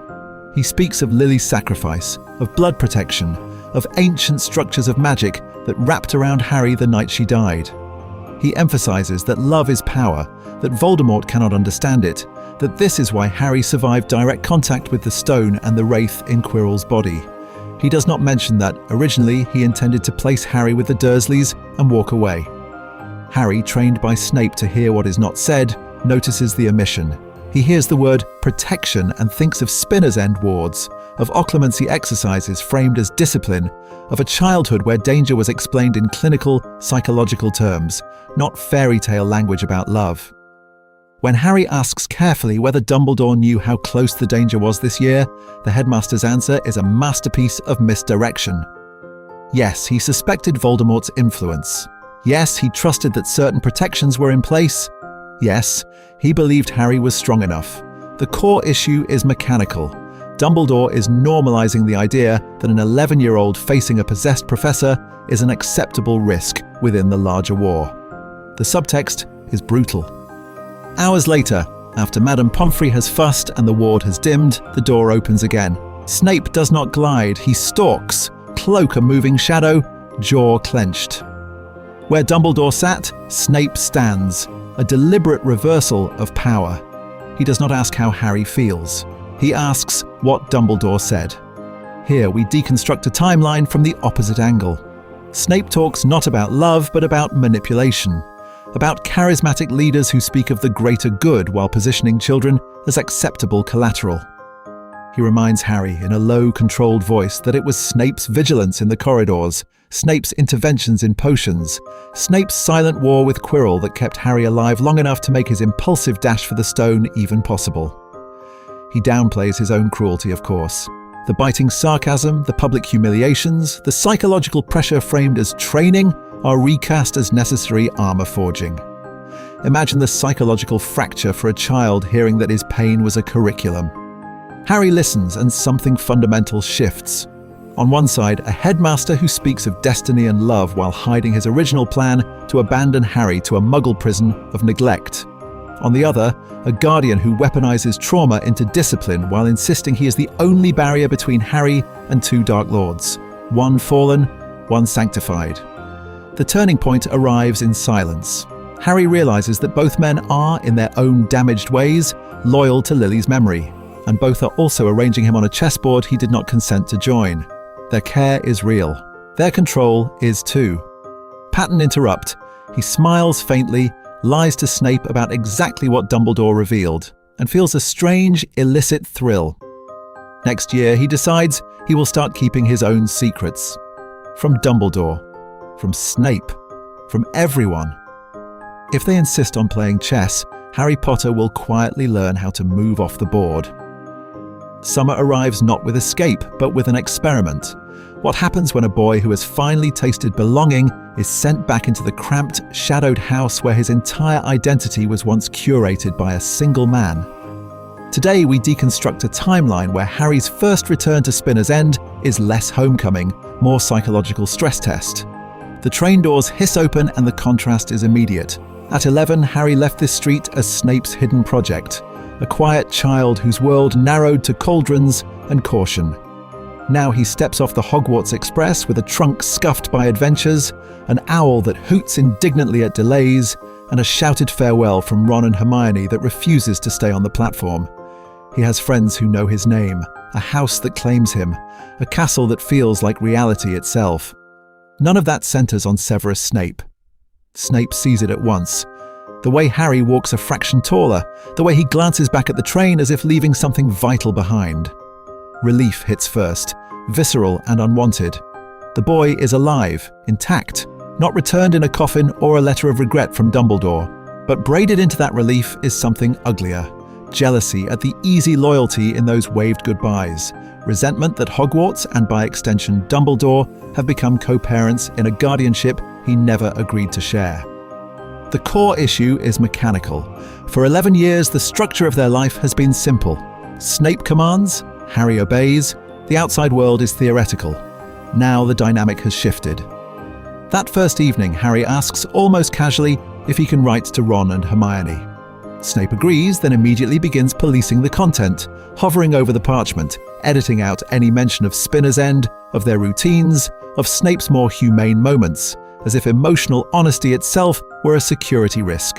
Magic, once a forbidden, carefully rationed resource, becomes another battlefield. Harry flicks his wand to summon a book, to light a candle, to dry dishes. These are the small, unconscious spells of a child who has lived in a castle where portraits applaud such progress. Snape snaps each time, insisting on formal practice, on incantation clarity, on controlled environments. Imagine the psychological fracture for Harry. At school, magic is identity and play. Here it is discipline, liability, and reminder of how easily power can be traced. As days stretch, Harry's questions sharpen. He no longer accepts vague allusions to your parents as sufficient. He asks what James was really like, why Lily chose him, what Snape said the night Voldemort came. When Snape deflects or lies by omission, Harry notices. He has watched Dumbledore dodge too. The boy begins to test both men's narratives against each other, pushing back when Snape's bitterness bleeds through, when the subtext is brutal and the answers do not align. The turning point arrives on a rain-thick afternoon when silence has settled into something brittle. An owl batters the window, unfamiliar seal glinting on its leg. Not a school notice. Not a mundane ministry circular. A letter from Dumbledore, though the hand on the envelope is not quite his, or perhaps from a shadowed order that technically should not know this address. Either way, it is an intrusion. Spinner's End has survived on secrecy and denial. This letter promises to burn through both. Snape stares at the wax, calculating. Harry watches his face, realizing with a quiet, chilling clarity that whatever is written inside will not just shape next term at Hogwarts. It will redraw the borders of their hidden life. Someone, somewhere, is knocking on their door, and this time, neither of them may get to decide whether it opens. Year 2 begins not with wonder, but with a shared lie. The door has been metaphorically opened. The letter at Spinner's End proved that their hidden structure is fragile. When Harry boards the Hogwarts Express that September, he is not the wide-eyed boy of canon. He is a boy who has watched his guardian calculate, conceal, and almost lose control over a single piece of parchment. Imagine the psychological fracture when he realizes secrets do not just protect him, they endanger him. On the train, Ron and Hermione chatter about classes and Quidditch. Harry listens, but his attention keeps slipping back to the stone, to the way Quirrell's body broke, to the quiet, shaking fury in Snape's hands afterward. The dynamic between them has shifted. Harry has seen Snape afraid. Snape, in turn, has seen Harry disobey him and nearly die. Their loyalty is real, but hairline cracks have appeared in the reality they share. Back at Hogwarts, that tension is constant. Snape's gaze lingers a fraction too long in class, his instructions on safety edged with something like desperation. The core issue is mechanical. Harry has learned that information is power, but also that power misused draws blood. Snape drills him in occlumency exercises far earlier than in canon. Simple mental walls, visualization, the discipline of not thinking aloud in his own head. So when the diary appears, slipped into his cauldron at Flourish and Blots, inkless, patient, it feels, perversely, like an answer. An object that asks for nothing. No explanations, no confessions that could be used against him. Just a surface, a void. For a boy raised on secrets, a blank page is not emptiness, it is safety. He tests it the way Snape has taught him to test everything. A drop of potion, a charm or two, a cautious probe of intent. When the ink responds, when Tom Riddle's neat script curls up from nowhere, Harry does not recoil. He leans in. Here is a mind-to-mind connection that he initiates, that he can close at will. Or, so he believes, we deconstruct a timeline where occlumency backfires. Snape has trained Harry to compartmentalize thought, to treat intrusion as a puzzle. The diary becomes exactly that. A locked door he is determined to open from the safe side. He tells himself he is in control, that this is practice. The subtext is brutal. He trusts a silent stranger more than the adults who have actually bled for him. Then the attacks begin.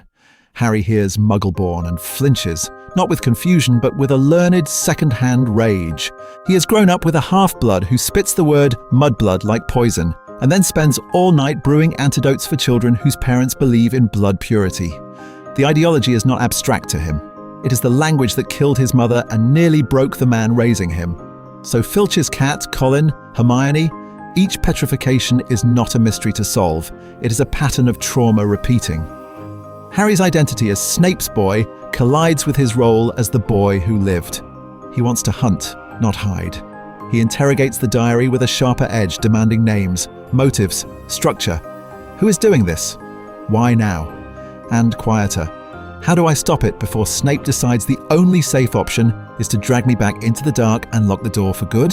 The turning point arrives late one evening in the dungeons. Harry, exhausted, slips the diary from his bag as he waits for Snape to check a potion. For a heartbeat, the lamplight catches the cover. Snape's eyes narrow. He feels it before he understands it. An old, oily magic, the echo of a signature he once swore to serve. His hand twitches toward his wand. Where did you get that? His voice is too soft. Harry hesitates. In that hesitation, something ancient stirs in the diary's spine, and Snape realizes far, far too late that this is not just another secret between them. It is a secret that has been hunting them both. Snape knows that magic. The recognition is visceral, older than his loyalty to Dumbledore, older even than his hatred of James. But Harry only feels the opposite sensation: relief. At last, here is an object, a voice that does not flinch when he asks about the past. In the weeks that follow, the diary becomes his silent confidant. Harry writes after Occlumency drills, after another evening where Snape closes down at the mention of Godric's Hollow or the night the Potters died. Riddle answers in elegant, measured script, reconstructing events Harry has only ever received in jagged fragments. When Snape says, "You are not ready to know," the diary replies, "You have a right to understand." Imagine the psychological fracture that creates in a boy raised on secrecy as a form of safety.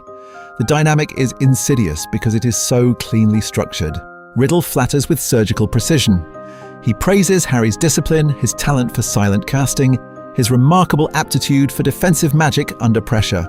Snape, by contrast, withholds. His compliments are microscopic, buried inside corrections. Adequate. Again. The core issue is mechanical. One mentor offers validation first and boundaries second. The other offers boundaries without ever quite managing validation. Which would you gravitate toward at 12 with trauma humming under your skin? Riddle's empathy is counterfeit, but it feels real. He remembers being poor, being despised, being told he was dangerous. He mirrors Harry's resentment at being hidden, his anger that his identity has been engineered by adults in dark rooms. Snape hears only the surface irritability, sharper questions about Voldemort's rise, pointed comparisons between Lily's choices and Dumbledore's. He misses at first the way Harry's phrasing begins to echo an older cadence, cool, assessing, almost amused by fear. Then the changes sharpen. Harry lies more smoothly about where he has been. He shields his thoughts not just from outside threats, but reflexively, even at home. When Snape snaps at a careless risk in potions, Harry's answering glare is not Lily's wounded brightness or James's reckless defiance. It is flat, cold calculation. For a heartbeat, Snape sees Voldemort looking back at him. The turning point arrives on a rain-slick evening when Snape reaches abruptly for the diary. He does not explain Horcruxes or soul magic or why the ink smells faintly of grave dirt to him. He simply says, "This object is dangerous. Give it to me." Harry refuses. Of course he does. From his perspective, Snape is once again seizing control, stripping away the one presence that treats him as an equal. The argument is low-voiced, but vicious. Two wounded people negotiating power through half-truths. The subtext is brutal. Snape is trying to save Harry's mind without admitting how compromised his own once was. Pattern interrupt. Harry does something Snape has trained him to do against Snape. As his guardian reaches for legitimacy, Harry feels the probe and slams his mental shield shut, layer by painstaking layer, exactly as taught. For the first time, Severus Snape is locked out of the boy he raised, and both of them understand in that suspended second that another teacher now shares the classroom of Harry's mind. What if the Chamber of Secrets did not just test Harry's bravery, but the entire structure of the life Snape has built around him? What if the monster under the school dragged into the light not only a basilisk, but the reality of 11 years of curated secrecy? In this timeline, the build-up to the chamber is not only whispers of Parseltongue and petrified classmates. It is Harry watching each attack and feeling a private, corrosive guilt, because he has been trained to think in connections, in cause and effect, in unseen power. Snape has drilled into him that his link to Voldemort is a weapon to be contained. Now, every corridor becomes a psychological mirror. If something dark is stalking the halls and Harry's scar burns when it strikes, what does that say about his own identity? Dumbledore calls him in, as in canon, and asks the quiet, devastating questions. But Harry, now practiced in occlumency and the art of omission, does not tell him everything. He does not mention the way Snape has been mapping his scar pain against historical Death Eater patterns. He does not confess that he can hear snakes more clearly now, that the language feels less foreign. The core issue is mechanical. To tell Dumbledore the full truth is to expose Snape's private war, and Harry's loyalty is a tangle of fear, gratitude, and trauma. When Ginny is taken, the turning point arrives. In the bathroom, with the sink sliding away, Harry chooses. He goes after her with Ron and a post-Obliviate Lockhart, but the dynamic is different. This Harry has spent childhood evenings brewing antidotes in a cramped kitchen, reciting counter-curse theory over burnt toast. As they descend, he doses Ron and himself with a carefully hoarded anti-venom Snape insisted he always carry in case your Gryffindor idiocy gets ahead of my lesson plan. It is a joke, but not really. In the tunnels, he uses Slytherin logic. Chalk marks on walls, controlled breathing. Wands low to avoid reflections in damp stone. He slows Lockhart with a subtle jinx rather than trusting him, because Snape has taught him that charisma is camouflage.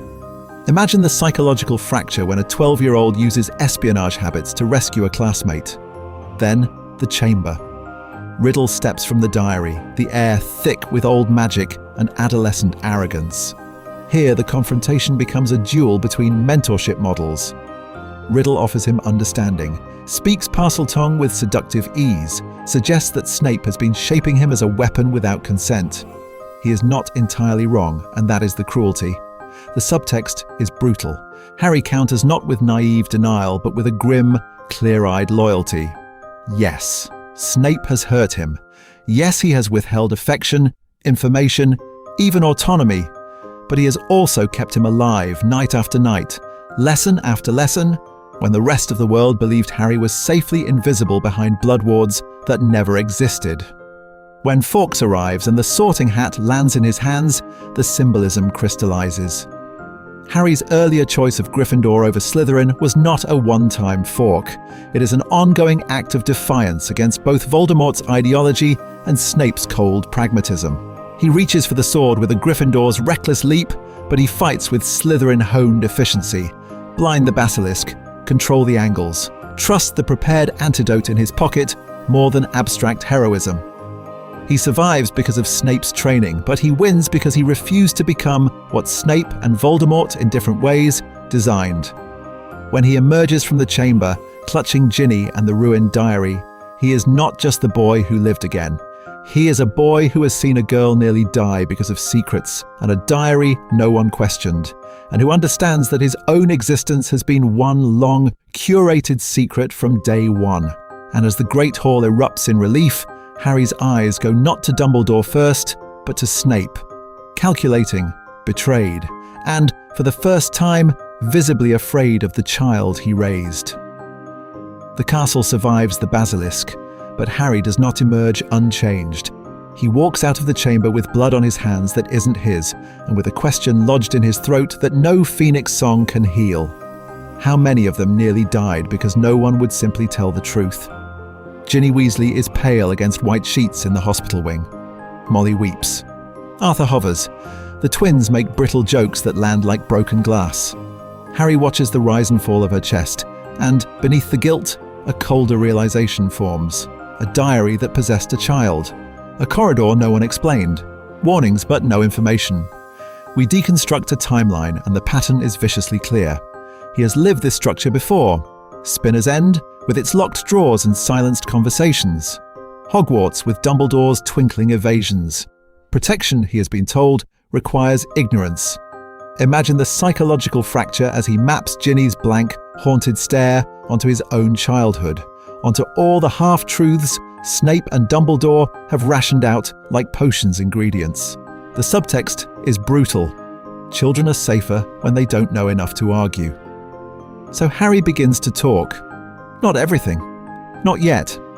But on the train home, in a compartment that smells of sweets and smoke, he lets Ron and Hermione glimpse the pressure he's been carrying. He mentions extra expectations from Snape that have nothing to do with homework, and private meetings with Dumbledore that feel less like chats and more like performance reviews. He does not say, "Snape raised me," but he does say, "He's been in my life since before I can remember," and watches Hermione's eyes sharpen as the dynamic rearranges in her head. Ron predictably swears. Hermione quietly asks, "Is that why you knew so much about the chamber before anyone else?" Harry hesitates, then admits that certain adults told him enough to worry but not enough to act without guessing. The core issue is mechanical. Information is power, and his has been filtered through two men who insist they know best. Snape's reaction to the chamber is, on the surface, familiar. Detentions, cutting remarks, a hissed, reckless, arrogant, just like, choked off before he says, "James." But underneath the anger, something shifts. He has seen Ginny's bed too. He has read the report about the diary, about the way a child was left to drown inside her own mind while adults debated curriculum and reputation. For a man who built his identity on secrets, this is an indictment. If secrecy is safety, why did it nearly kill a 12-year-old girl? Dumbledore, by contrast, leans into gentleness. In his office, amid whirring silver instruments, he praises Harry's loyalty, his courage, his refusal to abandon Ginny. Then, with the same soft voice, he refuses again to explain why Voldemort fixates on him, why the diary felt familiar. There is a prophecy, he admits. There are reasons. But not yet, my boy. Harry hears the compliment. He also hears the lock clicking on another invisible door. The turning point arrives quietly. Back in his dorm, while Ron snores and Hermione's breathing evens out in the next room, Harry stares at the canopy and makes a decision that reorders the entire narrative. Next year, if he learns anything important about Voldemort, about himself, about whatever prophecy Dumbledore is hoarding, he will tell Ron and Hermione first, before Snape, before Dumbledore. It is a small vow, almost petty in its phrasing, but in a life engineered around other people's secrets, it is his first act of quiet revolt. And as the train of that decision leaves the station, neither of his guardians realizes that the center of Harry's loyalty is sliding, inch by inch, away from them, and towards someone they cannot control. The turning point arrives in a shack that was never meant to hold this many ghosts. By the time Harry is dragged through the tunnel after Ron, his loyalty has already slipped its moorings. He does not trust Dumbledore's grand designs. He does not fully trust Snape's silences. What he trusts is the cold, mechanical clarity of a wand in his own hand and the decision to confront the supposed traitor himself before any adult can reframe the narrative yet again. The Shrieking Shack is not a haunted house here, it is a courtroom with rotten floorboards. Sirius Black, gaunt and feral, fixes on Harry with something beyond hunger. Recognition. Disbelief. Then, a dawning horror as the boy's name is spoken, as green eyes meet his, framed not by James's wild hair, but by the faint, unmistakable imprint of Snape's mannerisms. The guarded stance, the measured breathing, the way he angles his body between danger and his friends. Imagine the psychological fracture as Sirius realizes the scope of it. Harry is alive. Harry has been alive for 12 years, and for 12 years, he has been under Snape's roof. The reality hits like a curse. Sirius's first coherent thought is not gratitude, but fury. Snape, the greasy dungeon bat, the boyhood rival who sneered at James and Lily, has been the one to hear Harry's first questions about his parents, to shape his understanding of magic, power, and identity. In Sirius's mind, this is theft masquerading as guardianship. He erupts. He calls Snape a thief, a coward, a Death Eater who stole James and Lily's son to salve his own guilt. The subtext is brutal. You took my best friend's child and made him yours. Snape, dragged into the shack by circumstance, and Lupin's insistence, answers with equal venom. He sketches in clipped phrases the memory of being lured toward the Whomping Willow, of nearly dying because of Sirius's joke. He names Sirius not as Godfather, but as attempted murderer, a reckless bully who weaponized Remus's trauma for entertainment. Harry stands at the center of this collision, watching two biographies of his childhood be written in real time. In one version, Snape is the embittered rival who tormented his parents and then claimed their son. In the other, Sirius is the golden boy predator, beloved by James, but perfectly willing to let Snape die. We deconstruct a timeline in which there is no safe adult, only competing traumas with wands. Then the pattern interrupt lands. Lupin, voice shaking, mentions the word that no one has ever said to Harry. Godfather. The room tilts. Harry realizes with a slow, sick clarity that there was an entire legal and emotional structure around his life he was never told about. Dumbledore knew. Snape knew. For 12 years, both allowed him to grow up as Snape's boy without ever hearing that someone else had been chosen to claim him. He does not run to Sirius. He does not embrace the man who offers escape from dungeons and detentions. Instead, he looks at the skeletal figure who says, "Come live with me," and asks the question that freezes even Lupin. Where were you? The core issue is mechanical. Before Sirius can become a father figure, he has to account for the years he abandoned the post. And for the first time, Sirius Black has no one else to blame. The air in the Shrieking shack is already thin with fear when the door explodes inward and Snape appears, not as the greasy spectre of schoolboy nightmares, but as a man who thinks his entire life is about to be taken from him. Wand drawn, robes snapping around him. He is not merely a would-be Avenger hunting Sirius Black. He is the Guardian who has spent 13 years building a precarious structure around one traumatized child. Potions schedules instead of playdates. Occlumency drills instead of bedtime stories. Quiet, brittle loyalty instead of open affection. Imagine the psychological fracture when he sees Harry standing willingly beside the man he believes wants that child dead. He does not say, "You betrayed Lily." He says, "Potter, get away from him." And the pronoun is doing all the work. This is not about justice. This is about possession. Sirius, half-starved and half-feral, laughs in his face. In canon, this is where the old prank war resumes. But here the insult is existential. You raised James's son in the dark and dare call yourself his protector? The subtext is brutal. Sirius envisions a Harry who is recklessly brave, open-hearted, bearing his father's grin and his mother's warmth. Snape has instead produced a boy who counts exits, measures risk, and flinches at raised voices before he reaches for his wand. They tear into each other, not merely over Whomping Willows and Shrieking Shack betrayals, but over design specifications for Harry's identity. Snape argues with icy precision that in a world where Voldemort might return, recklessness is a death sentence. Sirius fires back that a life lived behind mental shields and dungeon walls is not a life at all. The core issue is mechanical. What kind of weapon or person are they building? And Harry, caught between them, realizes he is being discussed like a project plan. When Dumbledore arrives, the dynamic shifts instantly. Power re-enters the room in quiet shoes. He listens to Lupin's explanation, to Sirius's halting account, to Snape's furious, controlled report, and then he does something none of them expect. He insists on due process. Sirius will not be kissed by Dementors tonight.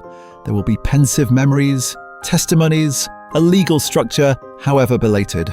Yet even as he speaks of justice, he lays a gentle hand on Harry's shoulder and reminds everyone almost casually that the boy is still the chosen one. We deconstruct a timeline where that phrase lands differently. To Sirius, it is a reminder that Harry deserves a childhood before a war. To Snape, it is confirmation that his private, domestic mission has always been nested inside Dumbledore's grand design. To Harry, it is a fresh label that erases his name. None of them in this moment fully see the 13-year-old who wants to ask simpler questions. Why did no one tell me the truth? Why am I only important when someone else needs me to be? The turning point arrives when Dumbledore proposes a compromise. Sirius will be cleared but kept in controlled hiding, a godfather in the shadows. Snape will remain the official guardian, the man who knows Harry's nightmares and exam schedules. Harry will be allowed contact with Sirius under Dumbledore's supervision. It sounds reasonable. It is, in reality, a three-way custody arrangement inside a haunted house, and the house is Harry's future. As the shack settles into uneasy silence, we feel the next fracture lining up. Year 4, where three competing visions for one boy collide with a resurrected Dark Lord. Summer does not arrive as freedom. It arrives as a schedule. Harry's life is suddenly divided by wards, flu powder, and Dumbledore's rotating surveillance. 2 weeks at Spinner's End. 1 week at a safe house hidden under a Fidelius where Sirius paces like a caged star. Then back again. When he is not being shuttled in person, there are letters. Cramped, ink-blotted notes from Sirius, terse, heavily warded missives from Snape. Harry becomes the corridor through which two men shout without ever sharing a room. Spinner's End is structure. Potions ingredients catalogued by Latin names. Curfews enforced with the precision of a brewing schedule, occlumency drills that leave Harry with headaches and a grudging sense of power. Snape cooks badly but reliably, critiques his essays, and in his own abrasive way, behaves like someone who expects Harry to reach adulthood alive. The safe house is the opposite. Mismatched furniture, illicit fire whiskey, Sirius pretends is for visitors. Late-night stories about James that edit the trauma out of their school years, and paint the marauders as untouchable legends. The core issue is mechanical. Snape can offer safety, education, and a brutally honest map of the war. Sirius can offer belonging, laughter, and a narrative in which Harry is James's son first and everyone else's responsibility second. Imagine the psychological fracture when a 14-year-old is told, in alternating voices, that he is both a weapon to be honed and a boy who deserves to run away on a flying motorbike. Snape watches the dynamic with a spy's paranoia and a guardian's jealousy. He sees how Harry's shoulders loosen when an owl from Sirius arrives, how quickly the boy laughs at an anecdote about Quidditch fouls, how readily he absorbs the idea that Snape is simply the enemy in different robes. In the dead hours of Spinner's End, Snape stares at Lily's photograph and calculates probabilities. How long until Sirius convinces Harry that the man who raised him is nothing but a jailer? How long until loyalty, already fragile, tips toward the glamorous fugitive godfather who never assigns extra essays? Sirius, for his part, has his own blind spots. He mythologizes James so intensely that Harry's actual identity is nearly eclipsed. He minimizes, almost reflexively, the reality of his own cruelty to Snape. We were idiots, everyone hexed everyone. And when Harry tentatively mentions the complexity of living under Snape's roof, Sirius flinches, then masks it with bravado. More than once, he half jokes that Harry should just leave, that Dumbledore can't control him forever, that Snape's claim is a mistake that can be undone if Harry simply refuses to cooperate. The subtext is brutal. Harry is being asked to choose a parent, while both candidates insist the other is unfit. Harry's internal monologue becomes a battlefield. He loves Sirius's warmth and resents his evasions. He respects Snape's competence and despises his secrets. He is starting to see Dumbledore not as a benevolent architect, but as a general arranging pieces on a board, and he quietly vows not to become anyone's perfect soldier. In small, private acts, refusing to parrot Sirius's hatred, refusing to swallow Snape's contempt. He begins defining himself against all three men. Then the dreams change. They are sharper now, less like nightmares and more like broadcasts. A cold corridor, a circle of robed figures, a high, thin voice discussing the boy with clinical interest. Harry wakes at Spinner's End with the taste of graveyard air in his mouth, and Snape shaking him, eyes dark with a fear he does not voice. At the safe house, he wakes to Sirius's hands on his shoulders, and the same question, spoken with forced lightness. Just a dream, yeah? Harry does not answer, because he knows it is not just a dream. Somewhere beyond this fractured family drama, something is assembling itself. And the next time he closes his eyes, the Dark Lord turns his head, as if aware that, in this timeline, the boy is listening back. The turning point arrives not with a name in blue-white flame, but with a question Harry has been trained to ask since childhood. Who benefits? When the goblet spits out Harry Potter, this version does not sit there, slack-jawed and helpless. He feels the room constrict, feels 100 narratives trying to snap shut around him. In canon, the shock is existential. Here, the shock is mechanical. Someone has just reached into a supposedly foolproof magical structure and rewritten its output. The core issue is mechanical. If the goblet can be fooled, then so can every safeguard Dumbledore has ever promised him. He walks to the front, not as a bewildered child, but as Snape's boy taking inventory. Dumbledore's eyes, genuinely startled or performing for the crowd. Bagman's delight, greedy opportunity. Karkaroff's outrage, too loud, too fast.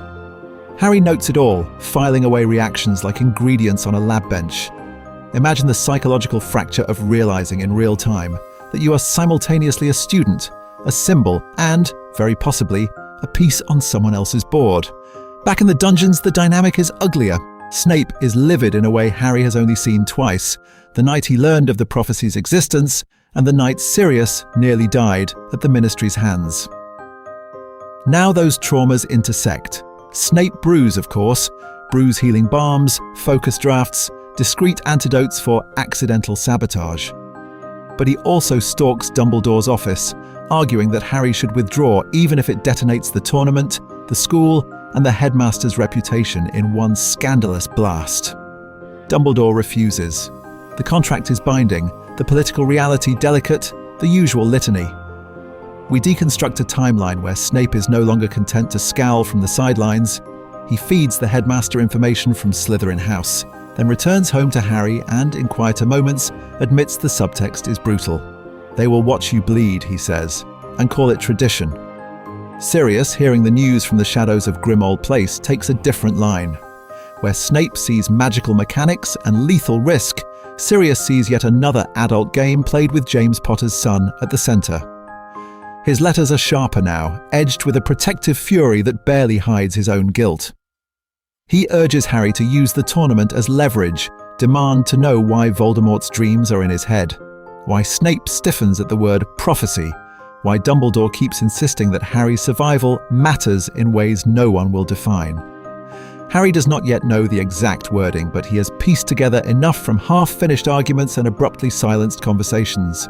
There is a sentence somewhere in a dusty room that binds his identity to Voldemort's, that turned Lily's love into a weapon, and Snape's grief into a lifelong sentence of loyalty.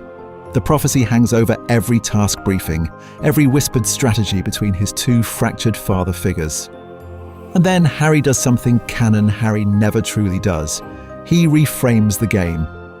Instead of fixating on winning, he decides to treat the Triwizard Tournament as a controlled laboratory of danger. Each task becomes an information-gathering exercise. The dragons are a test of how far the staff will let him burn. The lake is a test of what the merfolk have heard in the deep currents of magical gossip. The maze, if he survives that far, will be a test of whose protections fail first. Pattern interrupt. In this iteration, Harry walks into the first task not as a lamb to the slaughter, but as a Slytherin-trained observer, ready to bleed if he must, but determined to learn exactly who is holding the knife. The maze delivers him, as it always does, to the graveyard. But this time, Harry arrives already braced for the knife. The portkey yanks him sideways through reality, and he does what Snape drilled into him for years. He counts. 1 breath in, 4 heartbeats. 1 breath out, 4 heartbeats. Occlumency shutters slide down, not perfectly, but enough to stop the terror from detonating into blind panic. Even as his knees hit damp earth beside Cedric, he is cataloguing. Tombstones, wards humming like static, the faint reek of old magic and fresh grave dirt. Snape's voice is an internal metronome. Assume you are prey. Assume someone is watching. Survive the first minute, you can think about heroics later. When the cold point of a wand presses into his neck and Pettigrew's shaking whisper orders him to move, Harry's hands still tremble, but his mind is already running through escape vectors, cover, spell trajectories he barely dares to attempt. He fails to stop the ritual. He was never going to stop the ritual, but he watches it with a Slytherin eye, forced to bear witness as blood, bone and flesh reconstitute the man who murdered his mother. The cauldron flares, the air distorts, and when Voldemort steps out, slick and serpentine, Harry has already locked his expression into something Snape would recognize. Wary, tight, infuriatingly controlled. Voldemort notices. In canon, Harry is a shaking 14-year-old dragged into a nightmare. Here, his shoulders are squared despite the ropes, his breathing measured, his gaze steady in a way that does not match Dumbledore's Gryffindor golden boy. The Dark Lord circles him, snake-like curiosity sharpening into recognition.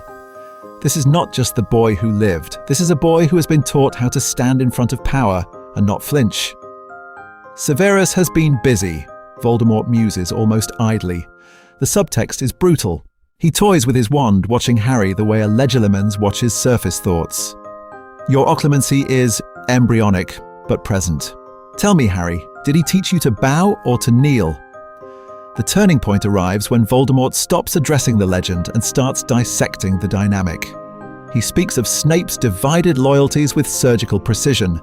How convenient, he purrs, that Dumbledore's spy has been raising Dumbledore's weapon.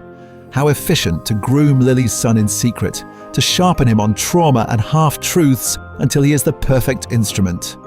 Why not step out of that structure, Harry? Why not turn on both old men and claim an identity that is yours alone? Imagine the psychological fracture that offer lands on. Harry hears not just Voldemort, but faint echoes of Dumbledore's for the greater good, of Snape's you will obey because survival requires it. The core issue is mechanical. Every adult in his life has tried to load him into a narrative and pull the trigger. His rage is cold, almost clarifying. "You all think you're the only one holding the leash," he says, voice rough but level. "You're not." He rejects Voldemort not with a speech about good and evil, but with a flat refusal to be anyone's weapon again. The duel is chaotic, less elegant than canon, more desperate. Snape's training buys him seconds. Shields angled off tombstones, a cutting curse that surprises even him. But Voldemort is still an avalanche. In the Priori Incantatem lock, Harry is not awed. He is calculating, using the distraction to drag Cedric's body toward the cup. He escapes barely, wrenching the portkey with blood-slick fingers. He lands back at Hogwarts, clutching Cedric and a new corrosive knowledge. Voldemort is back, and Severus Snape's double life has just become the most dangerous fault line in their shared reality. And Harry is no longer sure on which side of that fracture he stands. The hospital wing is loud in all the wrong ways. Fudge is shouting, Moody's trunk is yawning open, and somewhere in the castle, an owl is already winging toward old addresses with a single incendiary message. He is back. While the adults splinter into tasks and arguments, Harry watches Dumbledore and Snape exchange one glance that redraws his entire reality. In that look, we deconstruct a timeline. Dumbledore is already mobilizing.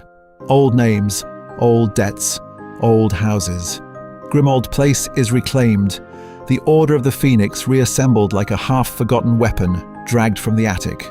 And Snape, who has spent 14 years pretending his double life is purely intellectual, purely strategic, walks back into Voldemort's circle with the knowledge that this time the boy who lived is not a distant symbol. He is his ward, his responsibility, his most dangerous secret. The core issue is mechanical. As a spy, Snape must present Harry as distant, barely tolerated, still the son of James, still an irritant. As a guardian, he must reinforce the opposite, a rigid domestic structure, curfews, occlumency drills, controlled exposure to information. The two roles cannot coexist without tearing at his identity. Imagine the psychological fracture of kneeling before Voldemort at midnight, then returning at dawn to check Harry's breathing in the narrow bed at Spinner's End. Grimmauld Place becomes the pressure cooker where these contradictions boil. Sirius sees a godson who has been trained like a soldier in a potions lab and insists that loyalty demands honesty. He wants Harry in the meetings, hearing the plans, learning the names of Death Eaters the way other teenagers learn Quidditch stats. Snape counters with cold, vicious precision. Harry has already seen a resurrection and a murder. He will not also be handed a war docket as bedtime reading.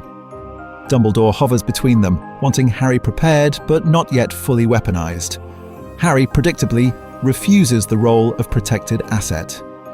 When he is shut out of an order meeting and catches the low, urgent phrase, prophecy through the door, the dynamic shifts. He has bled in a graveyard for secrets he was never told. He has practiced silent spells until his hands shook because Snape insisted, "You must survive long enough to matter." Now he demands the full text of what he is supposedly dying for. How long, he asks? Can they call him a child after years of training him as a strategic resource? For Snape, the subtext is brutal. Every refusal, every withheld detail is calibrated to keep Harry alive, yet each one chisels another crack into the fragile trust they have built since Spinner's End. He fears two futures with equal intensity. The one where Harry dies because he was not ready, and the one where Harry lives long enough to understand every compromise and hate him for them. The turning point arrives late one night when another shouting match leaves Harry hoarse and Snape white-faced. Dumbledore, watching his carefully balanced household order structure implode under its own secrets, finally concedes. He tells Harry to meet him in his office. He will hear the full prophecy, but not alone. Dumbledore's office is quiet in the way of hospital rooms and execution chambers. Fawkes dozes. The portraits pretend to sleep. Harry stands between Dumbledore's desk and the hearth, and when the door opens again, Severus Snape steps in and closes it with a soft, final click. Dumbledore does not begin with comfort. He begins with Trelawney. He recites the prophecy in that measured, almost academic tone, the one with the power to vanquish the Dark Lord, born as the 7th month dies. As he speaks, we deconstruct a timeline. We watch the words leave Sybil's mouth, slip through the keyhole of the hog's head, and collide with a younger Severus pressed to the door, hungry for power and favour. Then Dumbledore does the unforgivable. He names Snape as the one who carried that fragment to Voldemort. The core issue is mechanical. A half-heard prophecy becomes a strategic data point. Voldemort, in his usual arrogance, narrows it to the Potters. He goes to Godric's Hollow, Lily dies, James dies. A killing curse rebounds. In canon, this is exposition. Here, it is an indictment delivered in the presence of the man who then took the orphaned child and hid him. Harry's reaction is not cinematic. It is layered, ugly, and slow-burning.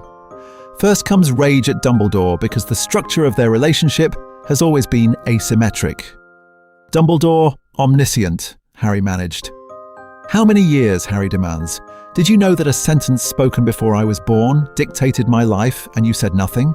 How many times did you watch me argue with him and let me believe this was just personality? Then the horror pivots. Imagine the psychological fracture when he turns to Snape and understands that his guardian's guilt is not abstract.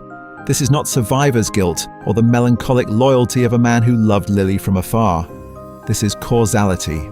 Snape's choice in a dingy pub set the trajectory for the night in Godric's Hollow. But unlike in canon, Harry cannot simply label him the man who got my parents killed and walk out. Reality is more contaminated than that.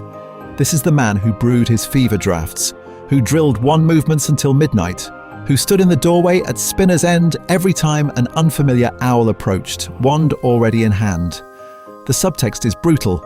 The architect of the trauma also became the shield against its consequences. When Harry finally speaks directly to Snape, the questions are surgical. Why did you take me? Why hide me instead of leaving me with my aunt or letting me go anywhere else?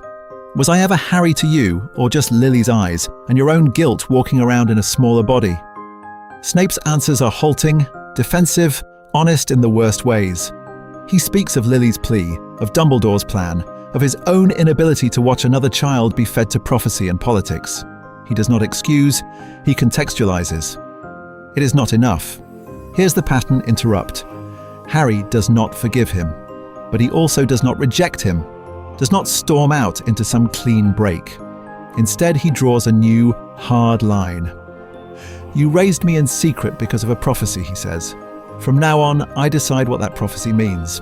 Whether I fulfill it, defy it, or break it, those choices are mine, not yours, not his, not Trelawney's.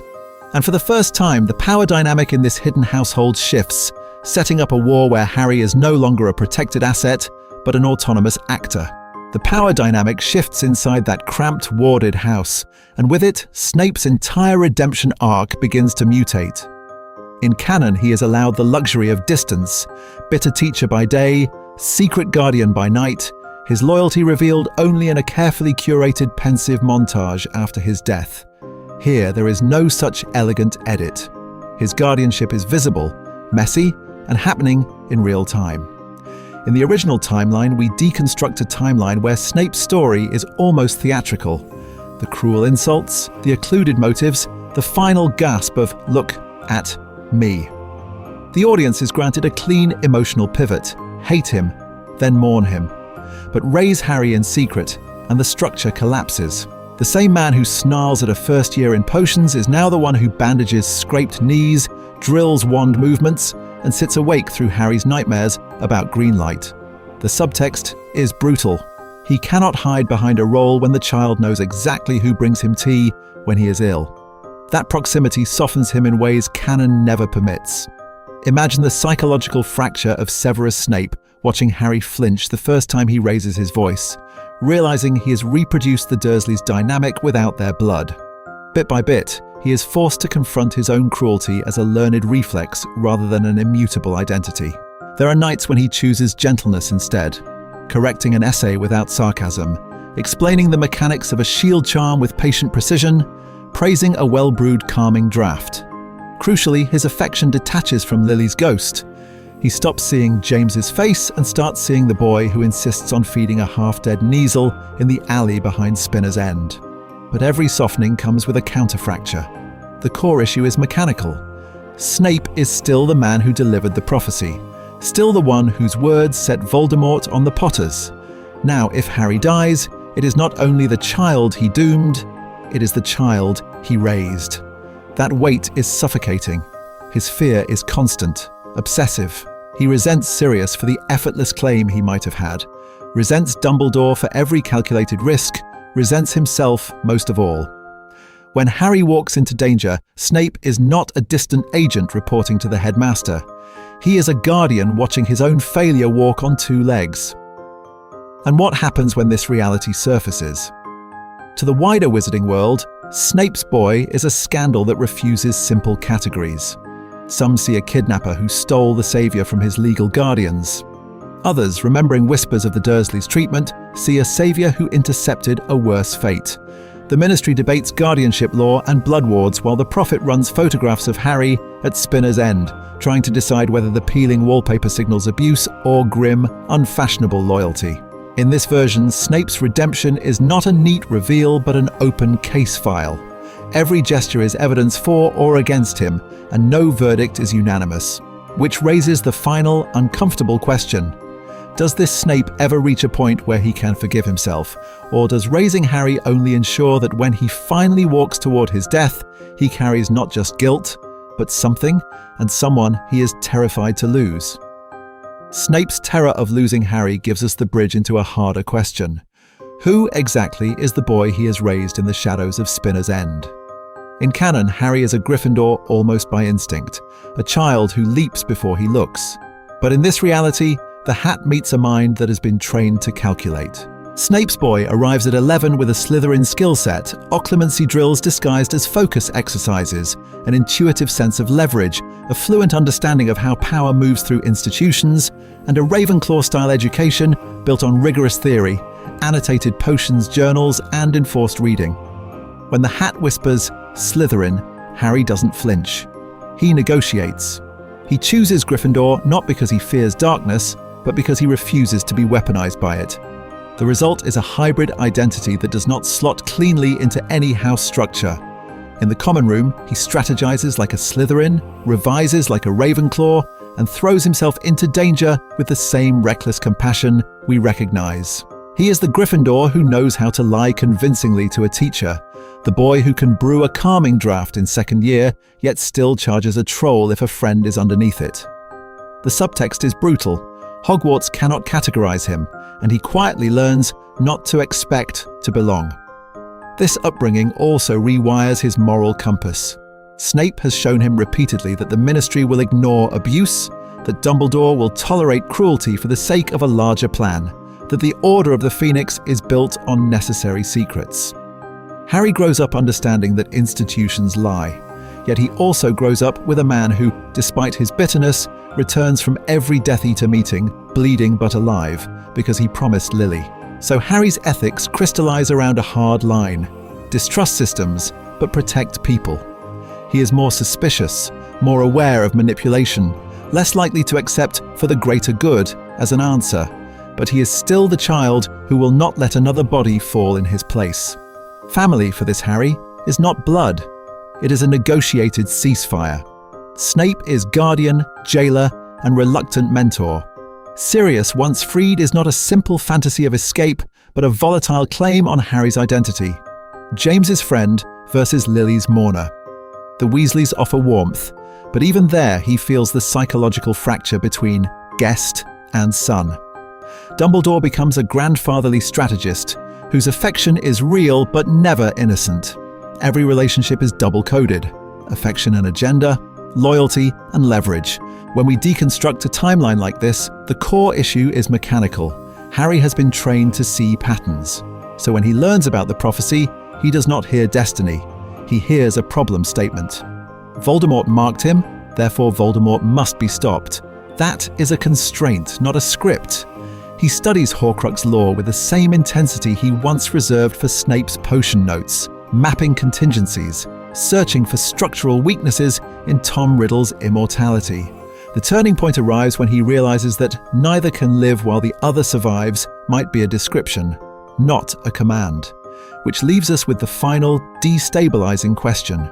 When the last confrontation comes, is this Harry, this Gryffindor tactician with Slytherin instincts and Ravenclaw discipline, more willing than canon Harry to walk calmly toward death, having gamed it out in advance? Or is he now too aware of every alternative, too committed to the possibility of a third option to surrender his own life without first trying to rewrite the prophecy's terms entirely? Here, as we deconstruct a timeline, the late-game structure of the war bends around one simple fact. Harry is not improvising his way through Dumbledore's secrets anymore. He has been raised by a man who lives and dies by contingency plans. The Horcrux hunt in this reality does not begin with a will and a few cryptic objects. It begins years earlier in a cramped sitting room at Spinner's End when a teenage Harry refuses to accept half-truths. He has read enough restricted texts, overheard enough midnight arguments to sense the gaps. So when Dumbledore's blackened hand appears, Harry does not meekly accept the mission. He interrogates it. What did you do? What is the pattern? Where does Voldemort hide his power? The core issue is mechanical.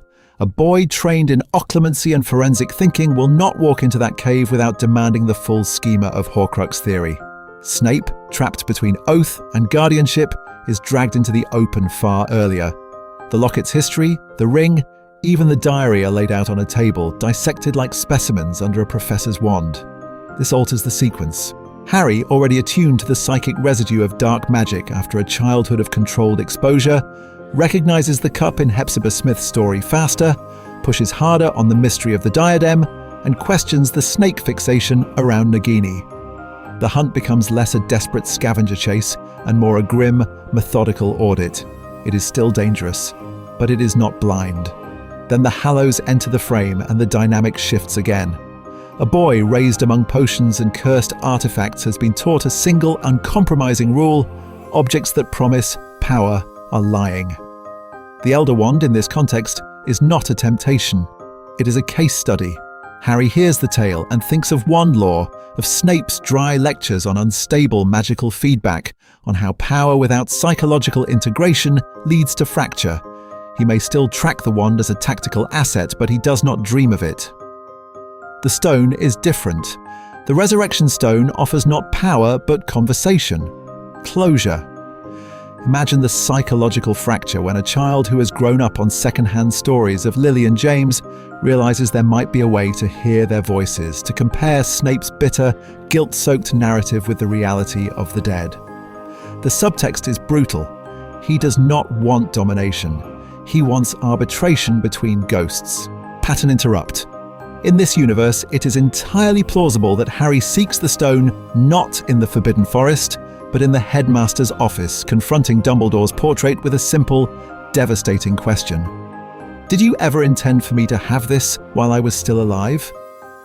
Snape's death scene, too, cannot remain intact. Voldemort's calculus changes when Snape is not merely a tool, but the man who has been shaping Harry's identity for 16 years. Killing him in the Shrieking Shack risks detonating Harry's loyalty in unpredictable ways. A more paranoid Dark Lord might decide to keep Snape alive, contained, legilimenced regularly, milking him for insight into Harry's mind. Or, in a darker reversal, he might execute Snape publicly, precisely to break Harry's psychological defenses, turning a private tragedy into strategic theatre.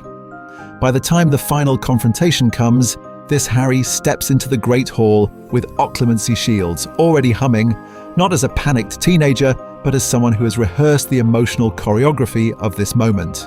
He understands manipulation, understands that Voldemort's greatest weapon is narrative. I am inevitable. You are alone. So Harry does something canon never quite allows. Before the last duel, he speaks.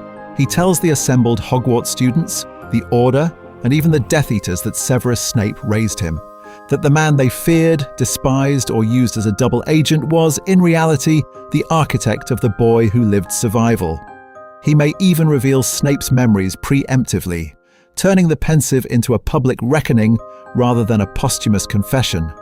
And here the turning point arrives, because in this timeline, the decisive revelation might not be Snape's hidden love for Lily, but Harry's hidden childhood under his roof.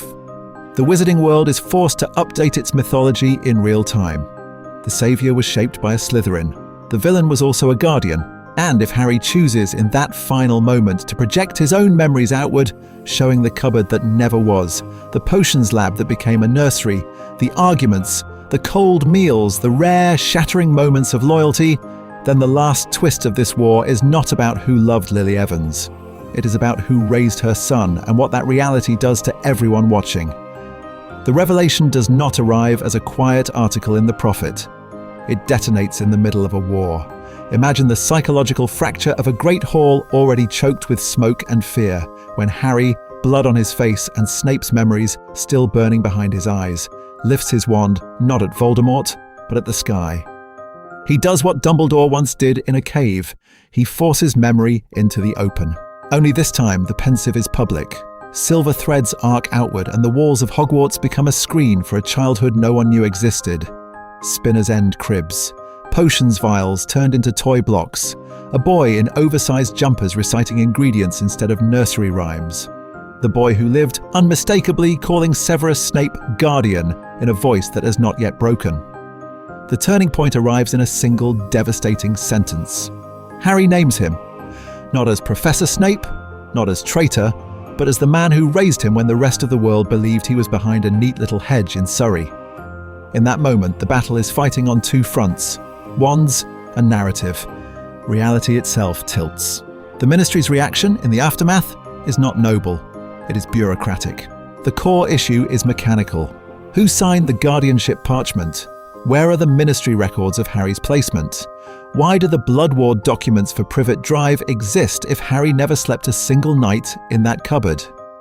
Committees form before the rubble is cleared.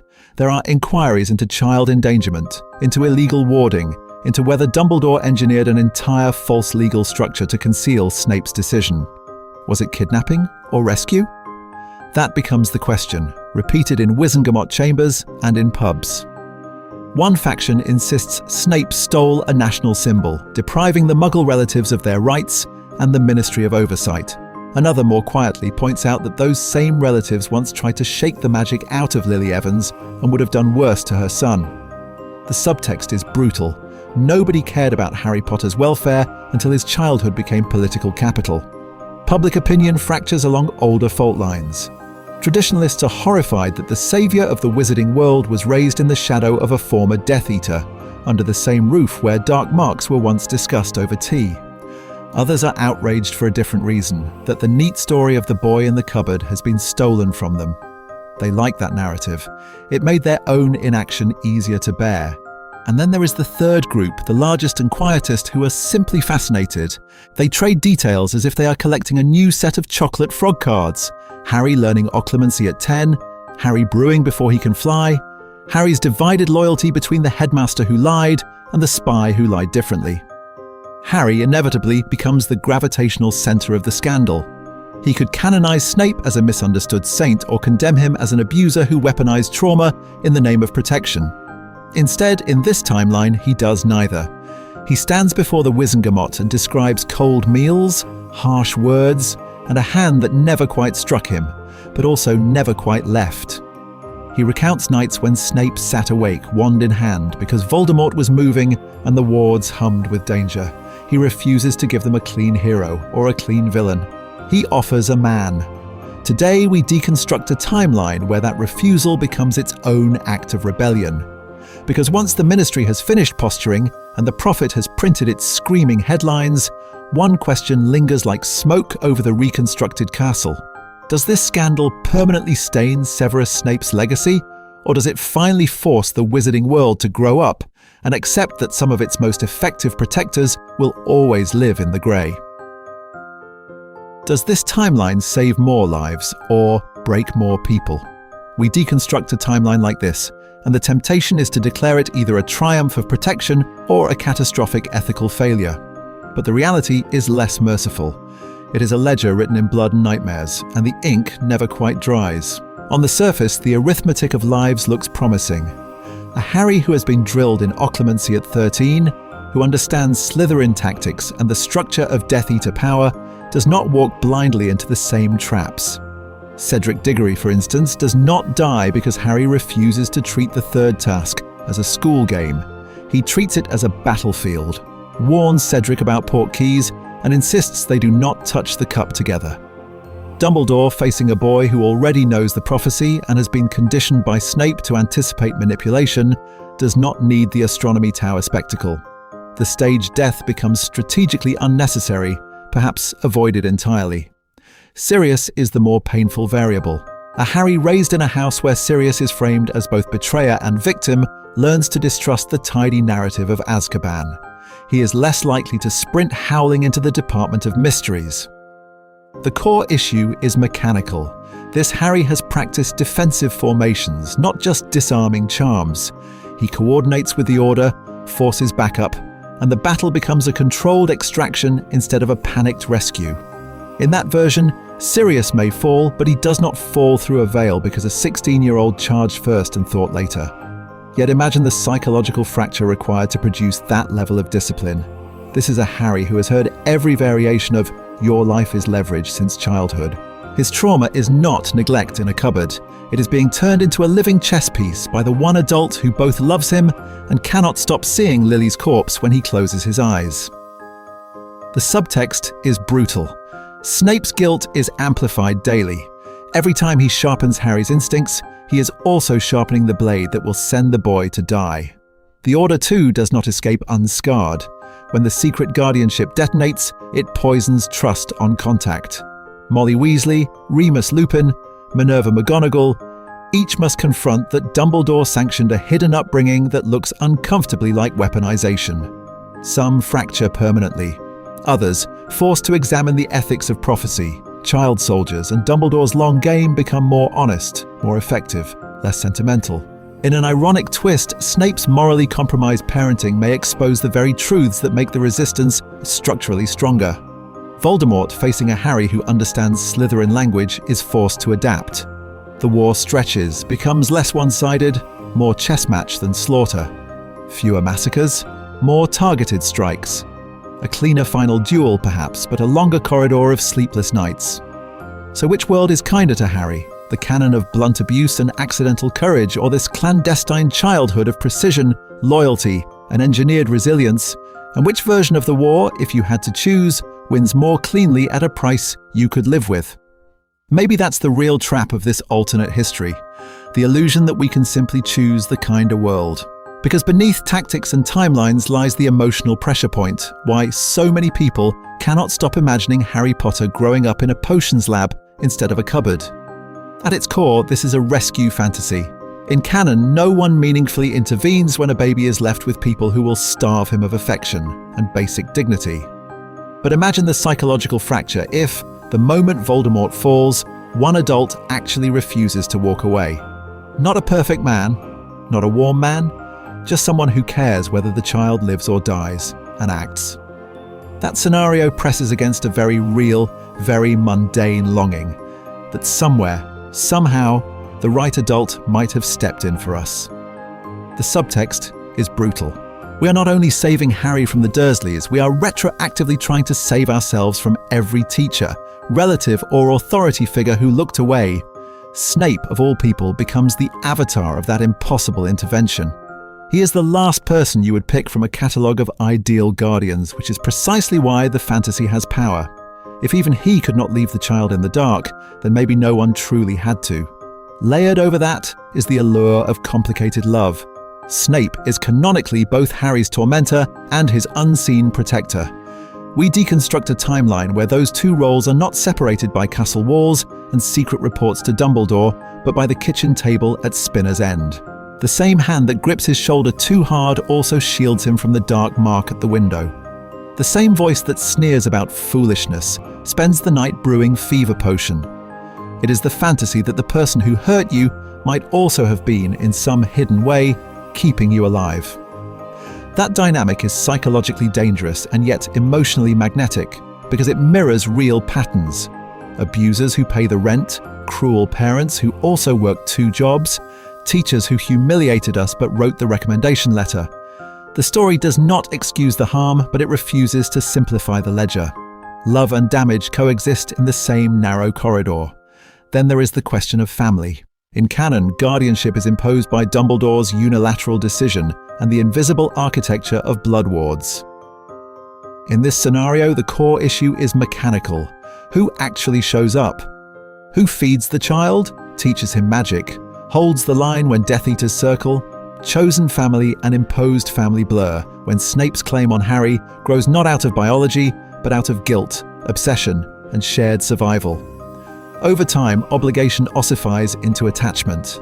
Identity follows practice. This is why fans keep circling back to Snape, trying to rehabilitate or recontextualize him. Imagine the psychological fracture in admitting that a man capable of calling a child just like your father might also be the one who read him bedtime stories from Mosti Potenti potions. The appeal is not that Snape becomes healthy, it is that even a deeply broken person might still do one unequivocally good thing without ever being fully redeemed. Pattern interrupt. Maybe we are asking the wrong question. The point is not to tally whether Snape's guardianship is better than canon, as if childhood could be scored like a Quidditch match. The point is that this what if functions as a mirror. It reflects our own unresolved questions about trust, guardianship, and second chances. Who should have taken us in? Who did, and at what cost? And if someone had chosen differently, would we be unrecognizably healed or just differently scarred? So let's stop observing Harry like a case study for a moment and do something more uncomfortable. Imagine you are Harry. You are the boy who grew up in a cramped, potion-scented house instead of a cupboard, trained by a man who loved your mother and despised your father in the same breath. You are the child Dumbledore kept off the chessboard, then quietly maneuvered back onto it. You are the godson Sirius finds years too late, already fluent in occlumency drills and silent, rigid loyalty to Severus Snape. In this reality, Harry has three competing fathers, each carrying power and damage in equal measure. Dumbledore is the strategist, the architect of blood wards and secret plans, who lets Snape take you because the core issue is mechanical. You are a weapon that must survive to fulfill a prophecy. Snape is the secret guardian, the man who bandaged your hands after cauldron burns and taught you to deconstruct a timeline of every conversation for hidden motives. Sirius is the belated godfather, the promise of a different life that arrives after Azkaban, furious that your childhood was spent in Spinner's End rather than a sunny cottage.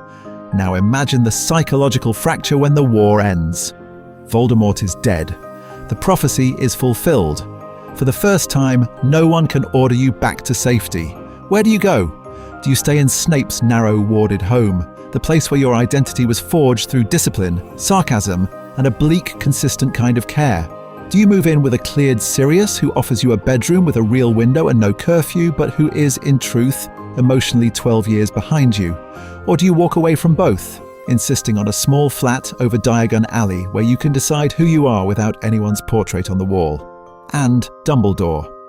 Do you forgive the man who let you be hidden with a Death Eater because it made strategic sense? Or do you shake his hand at the funeral and never quite meet his eyes again? The subtext is brutal. Every adult in this dynamic saved you and used you in the same motion. None of these choices are clean. Snape's guardianship gave you structure, protection, and a language for your own anger, but it also braided your self-worth to his approval. Sirius offers warmth and rebellion, yet he might treat you as a symbol of wasted years rather than a person. Dumbledore gave you the education, the order, the context for your trauma, and also engineered the battles that nearly killed you. When we deconstruct a timeline like this, we are also interrogating our own. Which ending feels right to you depends on how you survived your own flawed caregivers, institutions, or mentors. Do you resonate with the child who stays loyal to the strict protector? The one who runs toward the reckless, loving godparent, or the one who chooses distance from all of them? Hold that answer for a moment, because the turning point arrives in a single quiet scene. Imagine the war is over, the castle is being rebuilt, and Harry meets Snape one last time in an empty classroom. What do they say to each other? In your version of this reality, what is the final line Harry gives the man who raised him in the shadows? In other words, that imagined final line between them is not an epilogue. It is the distillation of an entire diverted life, one that began the moment Severus Snape stepped into Godric's hollow and made a decision that did not belong to him. Here, the inciting fracture is simple to state and devastating in consequence. Instead of leaving Harry for Dumbledore's blood wards and carefully engineered guardianship structure, Snape takes the infant himself. No privet drive, no howler to Petunia, no ministry forms. Just a man drowning in grief, clutching Lily's child and deciding that obsessive personal guardianship is safer than any institutional plan could ever be. So the boy who lived does not grow up in a cupboard under the stairs. He grows up in Spinner's End, in a terraced house that smells of damp brick and potion fumes. His world is not Dudley's fists and Petunia's starvation games. It is cauldrons, ingredient jars, and the quiet tyranny of occlumency exercises given as bedtime routine. Imagine the psychological fracture of a childhood where you are never called freak, but you are also never allowed to be fully real, because your very existence must remain a secret. The core issue is mechanical. Change the environment and you change the spellwork of a life. Harry learns to stir clockwise and counterclockwise before he learns long division. He knows the theory of the killing curse as an academic concept long before he knows what a birthday party feels like. The abuse is no longer overt. It is conditional care, affection rationed according to obedience, protection always paired with the implicit threat of withdrawal. When we deconstruct a timeline like this, the canon events become familiar silhouettes seen through warped glass. The stone is not a mystery solved by 3 unsupervised first years. It is an operation in which Snape's boy is a controlled variable, drilled in occlumency so Quirrell cannot read him. The chamber opens, and instead of a headmaster manipulating events from above, you have a guardian who knows exactly what a basilisk is and is quietly furious that the school still almost kills his child. Sirius escapes, and the subtext is brutal. The man who might have been Harry's godfather becomes, in practice, a threat to the only identity Harry has ever known. By the tournament and the prophecy, the dynamic is fully crystallized. Harry is not Dumbledore's weapon. He is Snape's project. Every task, every occlumency lesson, every withheld truth is justified as necessary to keep him alive. But can the person who helped cause your foundational trauma also be the one who keeps you breathing year after year? And if protection is built on lies, is it love or just a more elegant form of control? That is the emotional engine of this alternate reality. The turning point arrives not in a single duel, but in the slow recognition that loyalty built on secrecy has limits. Maybe in your version, Harry runs. Maybe he forgives. Maybe he weaponizes everything Snape taught him against both Dumbledore and Voldemort. Because this is only one way the fracture could propagate through the story. Shift one variable. Ministry oversight, Petunia's reaction, Voldemort's return, the Order's suspicions, and the entire structure of the war changes. So as we move into the final stretch, hold on to your version. In your head, in your comments, rebuild this life from the ground up. If Harry Potter is raised in the shadows of Spinner's End, what exactly does he become when he finally steps into the light? So now it's your turn to step into the Shrieking Shack and decide where this already bent reality fractures next. We deconstruct a timeline and then we hand it to you.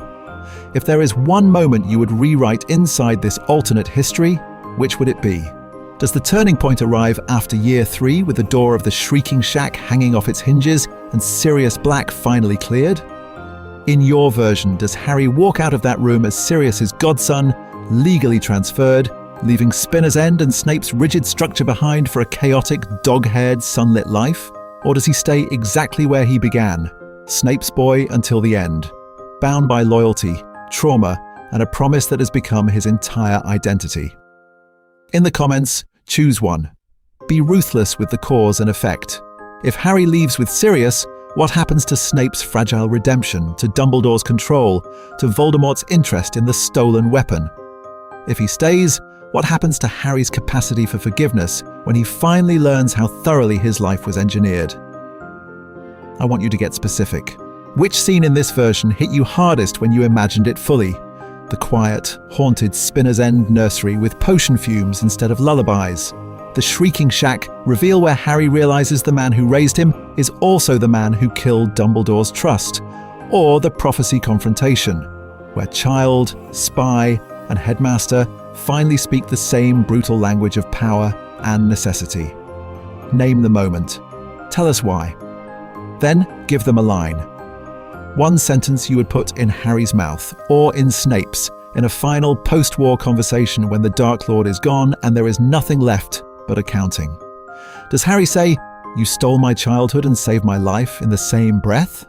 Does Snape, stripped of role and mission, manage anything beyond, you were never meant to forgive me? The subtext is brutal. Write the text yourself. Underneath all of this, the core issue is mechanical. Was Snape right or wrong to take Harry at all, given everything that followed in this scenario? In your argument, don't just vote, prosecute or defend. If you believe he was right, point to the protections of Spinner's End, to the Occlumency lessons at 11, to the way Harry walks into war already understanding espionage. If you believe he was wrong, use the isolation, the secrecy, the engineered dependence as evidence of a different kind of abuse. Imagine the psychological fracture when Harry realizes he was both protected and weaponized. And because this channel lives on alternate histories, stay with me for the next fracture point. Next time, we imagine a different inversion of a familiar premise. What if Dumbledore never left Harry at Privet Drive at all, but raised him openly at Hogwarts as a headmaster's ward? The boy who lived growing up in the castle's heart instead of its periphery. New power, new surveillance, new failures. If this scenario made you argue with yourself, send it to your most Snape-defending friend, or your most Snape-hating friend. And then both of you come back here and compare notes in the comments. Disagreement is the point. That's how we keep this world's magic alive. In Year 3, the academic year begins with a psychological breach on the Hogwarts Expo.